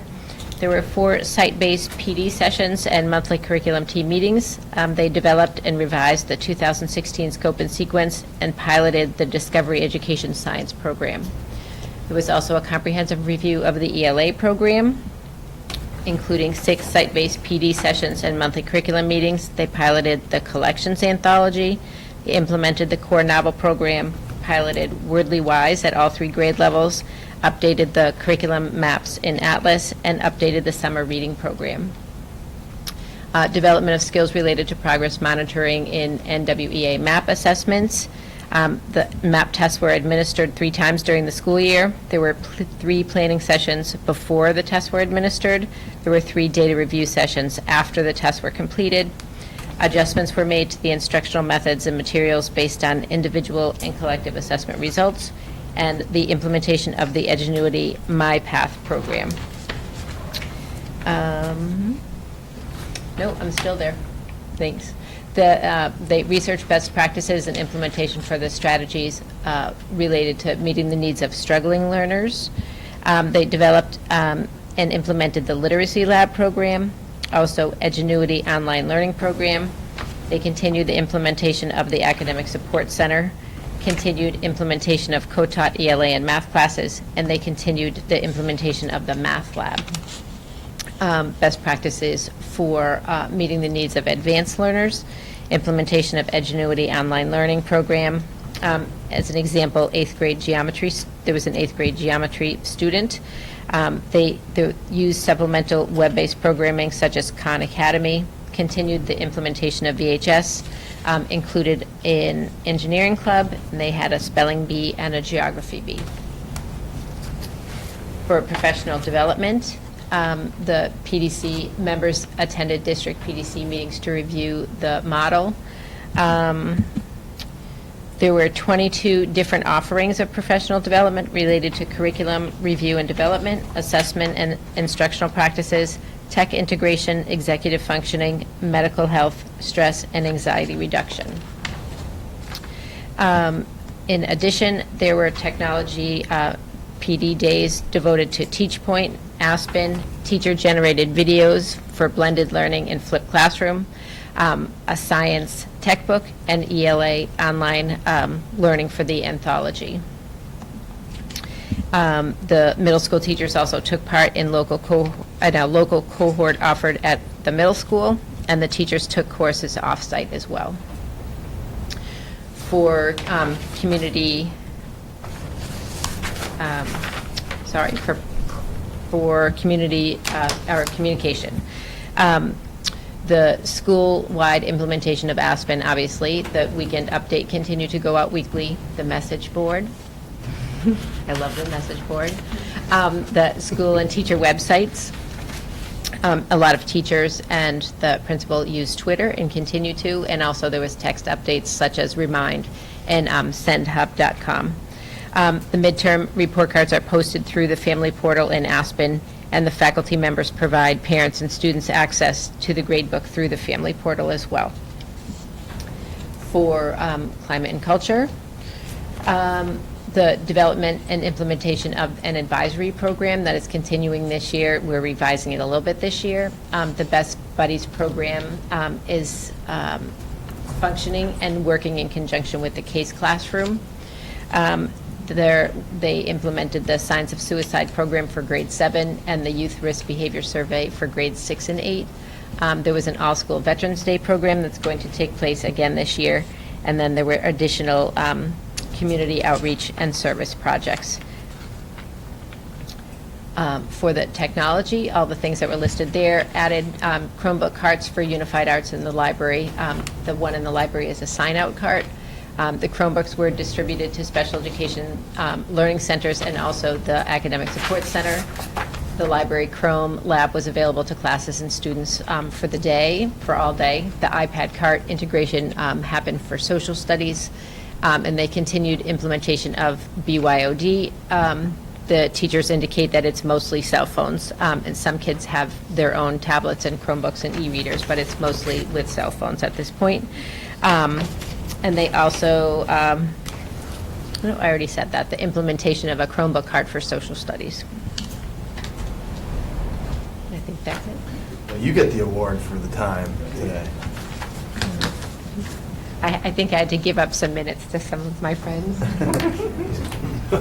Did very well.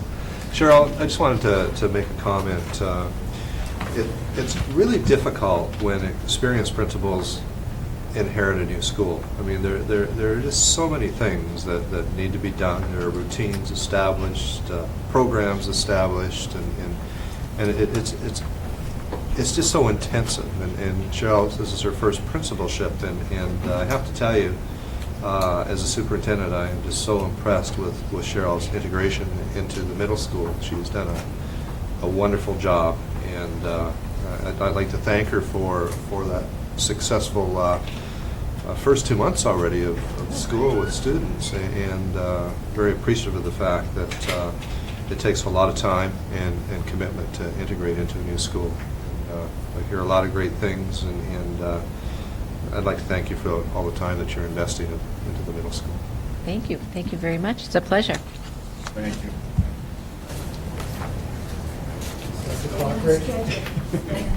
I'm not timing. Okay. I'm counting with my fingers. Good evening again. We'll start with review at the high school for curriculum, instruction, and assessment. A lot of the stuff I'll say will be somewhat repetitive from, from previous presentations this year, but also the year-end summary in June. So I'll sort of skip over some of the details. But just for the public at large who might be watching this, in the past year, we planned and launched a new AP computer science course. You had an AP program review or update just at I think at the last school committee meeting here. Our AP stats program was launched or transformed from an honors class.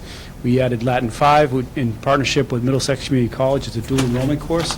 We added some additional health and wellness offerings, physical education specifically, with the addition of a new phys ed teacher last year. And we are very pleased with the results of the AP program, as I mentioned before. And along with the whole district, under the leadership of Dr. Jamian, Dr. Detweiler, we implemented the district curriculum accommodation plan. This was an intensive process. You received a real thorough presentation last year about that implementation, but that's gone well in helping regular education teachers with providing accommodations to all kinds of learners who might need them. We adopted a new physical education alternative credit option. I had presented about this. This has been well received across the community from parents and students, faculty, and is enabling students to earn high school credit by participation in interscholastic athletics, as well as maybe a particular program that they're involved in, something like gymnastics that maybe is not associated with the school, or dance.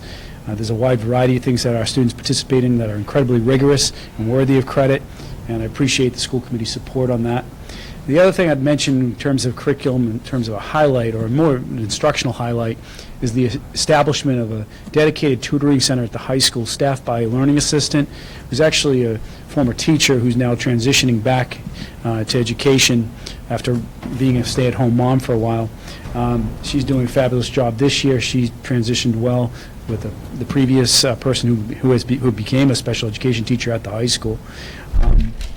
This tutoring center also has volunteer tutors from the community. We have a dedicated math teacher, a gentleman named Ray Streeter, who spends his entire day on Monday and Wednesdays at the high school just tutoring kids all day long, no cost to the school district. And I want to give him a shout out tonight in recognition.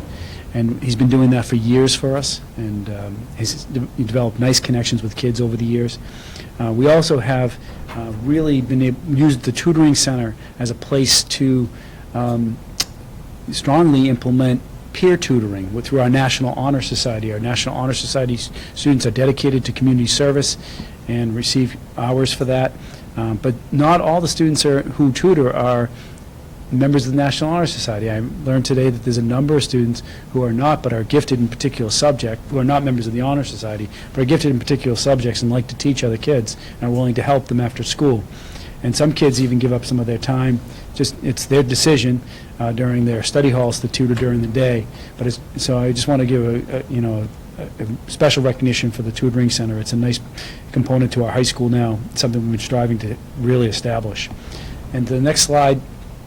Language-based disability program is now fully operational with dedicated teacher and a number of learning assistants. Thanks to the sponsorship of the school committee and the support of the superintendent, we've been able to fund learning assistants that are essential for the implementation of students' educational plans. And we've seen results from this program. A number of our students who had come up from the 8th grade who were identified as students who were concerned about potentially not passing the MCAS. We got the recent results. And they went home just this past month, and I'll tell you there are a lot of thrilled students and parents in that program because they passed the MCAS test. And it's a real credit to the program and to the instructors involved in it. That's just one highlight of it. But the type of community that we also gave them a dedicated space this year. We gave up our former our faculty room, so we needed a larger space for a special education area, and you just get a real sense of warmth and caring when you walk into this room, the community that's been created by the instructors in the room, and I want to just give them a special recognition as well tonight. We do plan for more integration of social emotional skills and executive skills. We have professional development in this, a strong emphasis now on social emotional skills across the state of Massachusetts, but in particular in our district. Our superintendent kicked off the year with a special presentation dedicated to social emotional learning. And last year we had a special presentation both for students, our sophomores, and for our staff on executive skills. And we are trying to implement this more in our daily advisories, but also in our activities throughout the day. And I think you'll probably hear some more future presentations about this from across the schools. LHS is now developing programming for transitional services for special education students, and those are for some of our students with the most serious needs who might need a special program for how they transition for life after high school. And there was a meeting just today with a new special education teacher who's in charge of this transitional service program, and I heard that already she's made a splash because Dr. Detweiler commented that she was so impressed with the program that Michelle Hirth, who's also a Littleton resident, has developed for transitional services. I didn't get a chance to look at it yet. It's just been developed this afternoon, finished up this afternoon. The presentation to Rita happened this afternoon, but you'll be hearing more about that in the near future and how we start to really activate the new kitchen bistro next to our cafeteria. We'll move on to professional development. You've received formal presentations on all the professional development opportunities in the district and at each individual school, so I won't go into detail on that. But these are some highlights here on this page. You can see our faculty are actively engaged in professional development. Every month there's something going on at this high school. It's really exciting, and we appreciate the support of the committee and the community for our early release days to make this possible. We do see its impact on learning. So there's a number of district trainings, there's school-based activities, there's graduate coursework that's been highlighted in previous presentations, workshops, and seminars. Our teachers are constantly thinking about how they can grow and how they can apply what they learn in these workshops or graduate courses, whatever the training might be, to the classroom.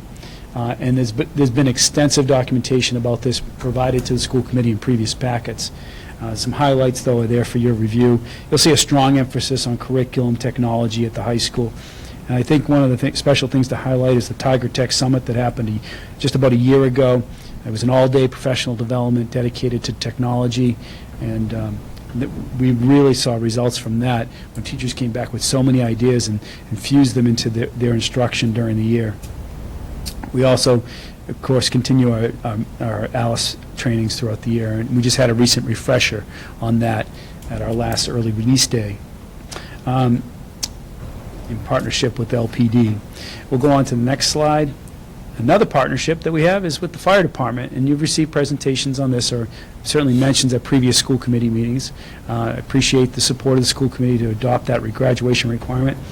Littleton Fire Department, it wouldn't have been possible to even come before you unless the Littleton Fire Department sponsored the training, and they do provide that at no charge to the district, and to our sophomores and seniors annually, and we are now a CPR Smart School as a result of that. All our staff are trained, as well as our students are trained twice as they go through the high school. In partnership with Littleton Cable TV, we continue to offer our TV production course, and that's going well, and you might see the highlights as it comes out on Friday, the little newscast that we send out each week. Thank you to Mark Croy, the Executive Director, for his incredible commitment to our students and making that possible. And as you know, we have an engaged community with active volunteers from so many organizations, and they're all listed there. I do see one new one that's not mentioned there, and that's the new robotics boosters. That's really picking up steam, and you'll probably be hearing more about that. Well, you actually heard something from them at the last school committee meeting. So they're actively engaged with our robotics program and engineering courses at the high school. We maintain our weekly electronic newsletter, and we do try to get the word out on all the various events happening at the high school. I also want to give a special recognition, as I've done in the past, to the M.H. Kimball Fund for their support of a library media center upgrade that's underway. We had a meeting just today. Well, it's a busy place at the high school, dedicated to seeing where we're at, checking in on the process, and developing a timeline for what we'd like to complete and prioritize in terms of purchase before the end of the school year. So that process is underway with a team of teachers at the high school, and you'll be probably getting an update about that at some point during the year. We'll try to bring our library media specialist, Mrs. Hines, out for that night. You've also received a presentation about the student internship and work study opportunities at the high school in partnership with local businesses and schools. Mr. Camo gave a presentation about that previously. And also I believe he updated you, and along with a dean from the Middlesex Community College, for what we're doing with our dual enrollment courses at the high school. couple of highlights related to renovations that are helping our community. And I appreciate the support of the committee and the community at large for the funding of the Kiva Seminar Room renovation. It's, come by and see it if you haven't already. It's an impressive space, long overdue. It was in terrible shape, and it is so improved the quality of just the atmosphere in the room and the delivery and instruction, and a couple other highlights from various repairs that were sponsored through our capital plan are mentioned here. We have installed our additional cameras, and now teachers at the high school do have card access for entry into the building. Climate and culture. Littleton High School is a vibrant, active place with tons of student engagement. We have an active National Honor Society, an active student council, and a wonderful Best Buddies program. It's really picked up its pace in terms of its activities and all the things they do during the year. And it's a real special thing to see happening, the connection between our students who, some of our students have are volunteering their time as well during the school day. They're aspiring special educators. I've had conversations with 3 or 4 kids in the last 2 years who say they want to become special ed teachers, and they are active participants in Best Buddies, not only after school, but during the day. So they deserve it, also a special recognition. And then the variety of clubs. There's something for all kinds, for everyone really at the high school, and if there's something we're not offering, we're willing to try to find something for a kid. High participation rate, as you know, in athletics. The stats are there for you to see. And we have lots of accomplished teams, as you can see from the statistics there. And then I'll move on to the next slide with climate and culture. We have a student support team that meets biweekly to monitor student progress and recommend interventions. That's an important part of how we do business at the high school, monitoring kids closely, reaching out to parents, reaching out to the students themselves and seeing if there's something we can do to help them if they're not quite grasping it. We are a rigorous, challenging academic environment, but we do tell the kids and we tell the parents when they make entry into the high school, they'll be supported along the way if they start to slip a little bit. We've also embedded in the last few years the career fair every other year and the college fair every year at the high school. And that we hosted both events last spring. And then we had lots of different extended advisories, really expanded. I want to give a credit to the school leadership team for not only sponsoring but designing all these different extended advisories and helping to make it possible. It really takes a team effort to lead the high school, and I'm so appreciative of all the teachers who helped to really make the extended advisory model work at the high school. It's been something we've been trying to do for years, and I really see it coming into fruition in the last 2. Our students, as you know, continue to participate in community service projects throughout the year. So many of our students go well beyond the 50-hour requirement, and the Littleton Public Schools and the high school achieved Green Ribbon School status last year, so worth mentioning on behalf of all the schools. And then technology, a lot was said about technology. We had a great team go to the MassQ conference again this past week down at Gillette Stadium. Lots of wonderful ideas were brought home to Littleton from there, and we'll be seeing them implemented in classrooms throughout the district. I think, we all went. we were all there as a team of administrators and teachers there. And I also want to acknowledge we've seen extensive implementation of Chromebooks across the district, and that continues at the high school as well. The big highlight for us, probably with technology, is the hosting of the Google Summit that happened in August. Teachers came in on their own time in the summer to participate in this across all the buildings. And it's a credit to Mike McGeckern, our previous tech director, Julie Lord, and Natalie Branch, our current directors, and as well as the whole tech team for making this event possible. The people from Google who were from the event, who were the coordinators of it, came and saw me on their way out when we had wrapped up on the last session and said they'd love to choose Littleton High School as a future venue to host this event again. So we're going to try to make that happen. We're not sure if it's going to happen in 2017. Might have a rotational thing where we'll do it in the following year, in 2018. We'll see, but we might be able to pull it off for next year. But that was a great event. And that sort of wraps up the highlights from last year with some mentions of what we're working on this year. I hope that helps. How was I on time, Rich? High school? A little over. I knew you were going to say that. You get going, yeah? They are now. Thank you, everybody. All right, thanks. The only comment I have is, and this is directed a little bit more at Shaker Lane and Russell Street, because we hear, I think, a little bit more about the different best practices and things in there, but as a seasoned veteran of the school improvement plan presentations, what I've seen over the years is we continue to evolve in terms of the programs, the curriculum, and the practices that we have in the district at those buildings. And what you can see is an obvious effort to strive for continuous improvement. You know, we get up a rung on the ladder, and then we look up at the next rung. You know, we don't stop. We make sure we don't go back down the ladder. But it's like, we got here, how can we get to the next level? And it's probably not going to be by doing the same stuff over and over again. We're going to have to find a way to innovate and get better. And you can see it in the different programs you guys talk about. So I appreciate that. The trend is there as I go through these year by year. All right, thank you. And our staffs are very reflective as well, so when they're working on initiatives, it's not just getting from point A to B and then going on to something new. They take the time to have a thoughtful evaluation of what they've done and then tweak it and perhaps continue to do it. One thing we really need to mention, though, is we have a number of initiatives that you see up here every year, and almost 100% of those initiatives become part of practice.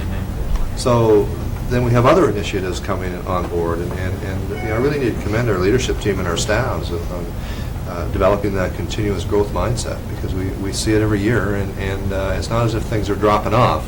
We're just building more of a plethora of approaches to educating children within the community. Great, thank you. All right, next on new business, DeSelli versus Town of Littleton on Middlesex Drive. Steve, I'm going to have you. Sure. So you have information in your packet. We received an email from one of the town attorneys, Mr. Heap, who it was brought to the town's attention that there is a piece of property that is adjacent to the Shaker Lane School that a Mr. Pacelli owns, that there is what's considered, it's called a paper street that runs through his property. It's called Middlesex Drive, or Middlesex Street. It's Middlesex Drive. It's never been developed by the town. It actually has really been incorporated into Mr. Pacelli's property. I guess the issue came up because he tried to sell his property, and it fell through because of this town-owned paper street that runs through his property. So he's petitioning the town to abandon the rights to that, so it would become part of his property. And so it's really just because it's adjacent to school property, it's recommended by the attorney that the school committee just take a vote to relinquish and agree with the town that the town can give up rights to that property. That's really kind of what it is. It's not property that's owned by the school, but because it's in a butting to the school property, they just wanted to make sure that the school committee was okay with that. There is information in your packet, and there is a suggested motion. It's up on the screen as well. There is a suggested motion from the attorney for that. It'd be informational for folks if you flip 2 pages up to the plot plan from how the town land was originally sold. Yeah, this one? This one here? Yep.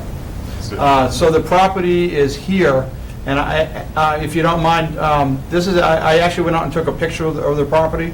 So it's this area in here is where the property runs through. And now let me go back to this. So the house, as far as I can tell, is in here, and this is the property that runs through, and this is where Shaker Lane School is up in here. Yeah, this diagram is a little misleading because it shows another essentially paper street going through the middle. So Shaker Lane is built directly on top of what's labeled as Middlesex. It's just interesting in terms of how that's the original plot plans from how the town was actually sold to people over the years there. I had looked at this I think earlier in the summer, when we first got notification of this. And what made this one a little difficult is this paper street was never deeded to the town, so it still exists as a developer's right on it there. But if you look at our plot plan, we have ready access through other means to the lot, so that this isn't really an issue for access to us. There is a paper street on the other side that we own a sliver of land to that is actually necessary for back access to our lot. So I had emailed council to make sure that we weren't setting some kind of precedent, that we were setting the precedent we were going to give up rights to the various access points on our property here. And again, it came assured back that we're all set here. Listen, in regards to the matter of Pacelli versus the town of Littleton, all I can say is never get involved in the land war in China and never ever take on a Sicilian. Yeah, so it's also interesting, if you pull it up on Google Maps, and you pull up the aerial view, you would notice that not only is it not, the road is not improved right now, but it's hard to imagine a situation where it ever would be, because it would run right through a playground and right next to the school, so. Right through the school, downhill, up the hill, So, I mean. it's not even, so the question about whether we have a claim to it as butters, it's kind of a moot point. And you can see that the motion just says that the school committee agrees to kind of let the town take the lead on this, so. So I'll make a motion that the school committee agrees that the town of Littleton may waive any unused right of access over that portion of the paper street known as Middlesex Drive that runs through the property located at 55 Shaker Lane. Seconded. Just be noted that Mike made air quote signals. Yeah, was that? When he made the motion. I'm only kidding. Put that in the. Any other discussion on the motion? Hearing none. All those in favor? Aye. Opposed? None. All right, thank you. Thank you. All right, we are at the second opportunity for interested citizens. Literally. We had to pause a minute, make sure they have time to walk up to the mic. That's right. All right. Heard a spinner chair around? We are on subcommittee reports. PMBC. Let's see. I think the big job we have right now is we're gonna, I think next meeting, just make sure we review the plans there. I think, Steve, the committee was looking at the request about the heat maps. We're going to request an engineering opinion from Gale Associates on that. They're going to be in for other work around town, and we'd like the opinion of a professional engineer. Yeah, I would too, to be honest with you, just to make sure. So we're not going to proceed immediately on that request. Thank you. There. And I think that was really all that's happening right now. All the other projects have wrapped up, at least in terms of the ones going underway, so. Good. Budget Subcommittee, we met last Friday for the first meeting in the current, to kick off the current fiscal year development. Nothing significant to report, basically just getting ready to continue meeting. Steve's working on getting us the first pass at the salary increases, and then we'll look at some of the other drivers. And he is also looking at the capital, starting the capital request plan. Yeah, I attended the joint meeting last week or the week before, and I think we want to make sure we pay attention to when they're going to start looking for the capital items, because I think we had already had a draft at this point last year, so, but I don't know what Bonnie's schedule was looking like there. The one request they had asked there is that we set up a joint executive session with the Finance Committee and Board of Selectmen as we get ready to go into negotiations. They'd like to have a joint Did strategy. they suggest any dates or? No, I said I'd just bring it back and. Let's get past town meeting, and then we'll deal with that. But yeah, that's. Yeah, because I said I wasn't sure if I said we've been notified that we're ready to open negotiations, but I don't think we've opened negotiations yet, so. In terms of that, I would feel comfortable with the negotiating team and Mr. Clenchey and Steve coming. I don't necessarily, everybody's welcome, but I don't necessarily feel like we should all be making time for that if we don't have to. Yeah, it's just that they requested a joint executive session, so that's fine. that's fine. To put that on the list, and when we get past, a couple weeks, we get past town meeting, we'll deal with that. In general, we'll just start dealing with the whole idea of the negotiation anyway. Okay, great. Alex is not here to represent the policy subcommittee, so we'll skip that one for now. Unless anybody, Kelly, do you have anything? No, thanks to Darrell, we're in good shape. We'll policy. We still have some to review. Alex does have that list, and we'll be tackling some of it We'll be during the grading year. him on that. What's that? We'll be grading him on the rigorous schedule we set. All right, we're back here on November 10th. Correct me if I'm wrong, the presidential election, November 8th, that's a full day off for school and a full day professional development day for our staff? Yes. Great idea. Yeah, it worked out well. Diane Crowe is telling me she expects an 85% voter turnout. Wow, really? For a presidential election, yeah. So, The early voting's already started, they've been... good day for us to vacate the premises, in terms, at least in terms of the students. Interesting if that pattern holds throughout the nation. Yeah. All right, so we have a full day professional development day and election on November 8th. We meet again on November 10th, and then the November special town meeting on November 16th. So we should all plan on being there for that. All right? Any other business? Hearing none? Motion to adjourn? Second. Motion made to adjourn and seconded. All those in favor? Aye. Opposed? No.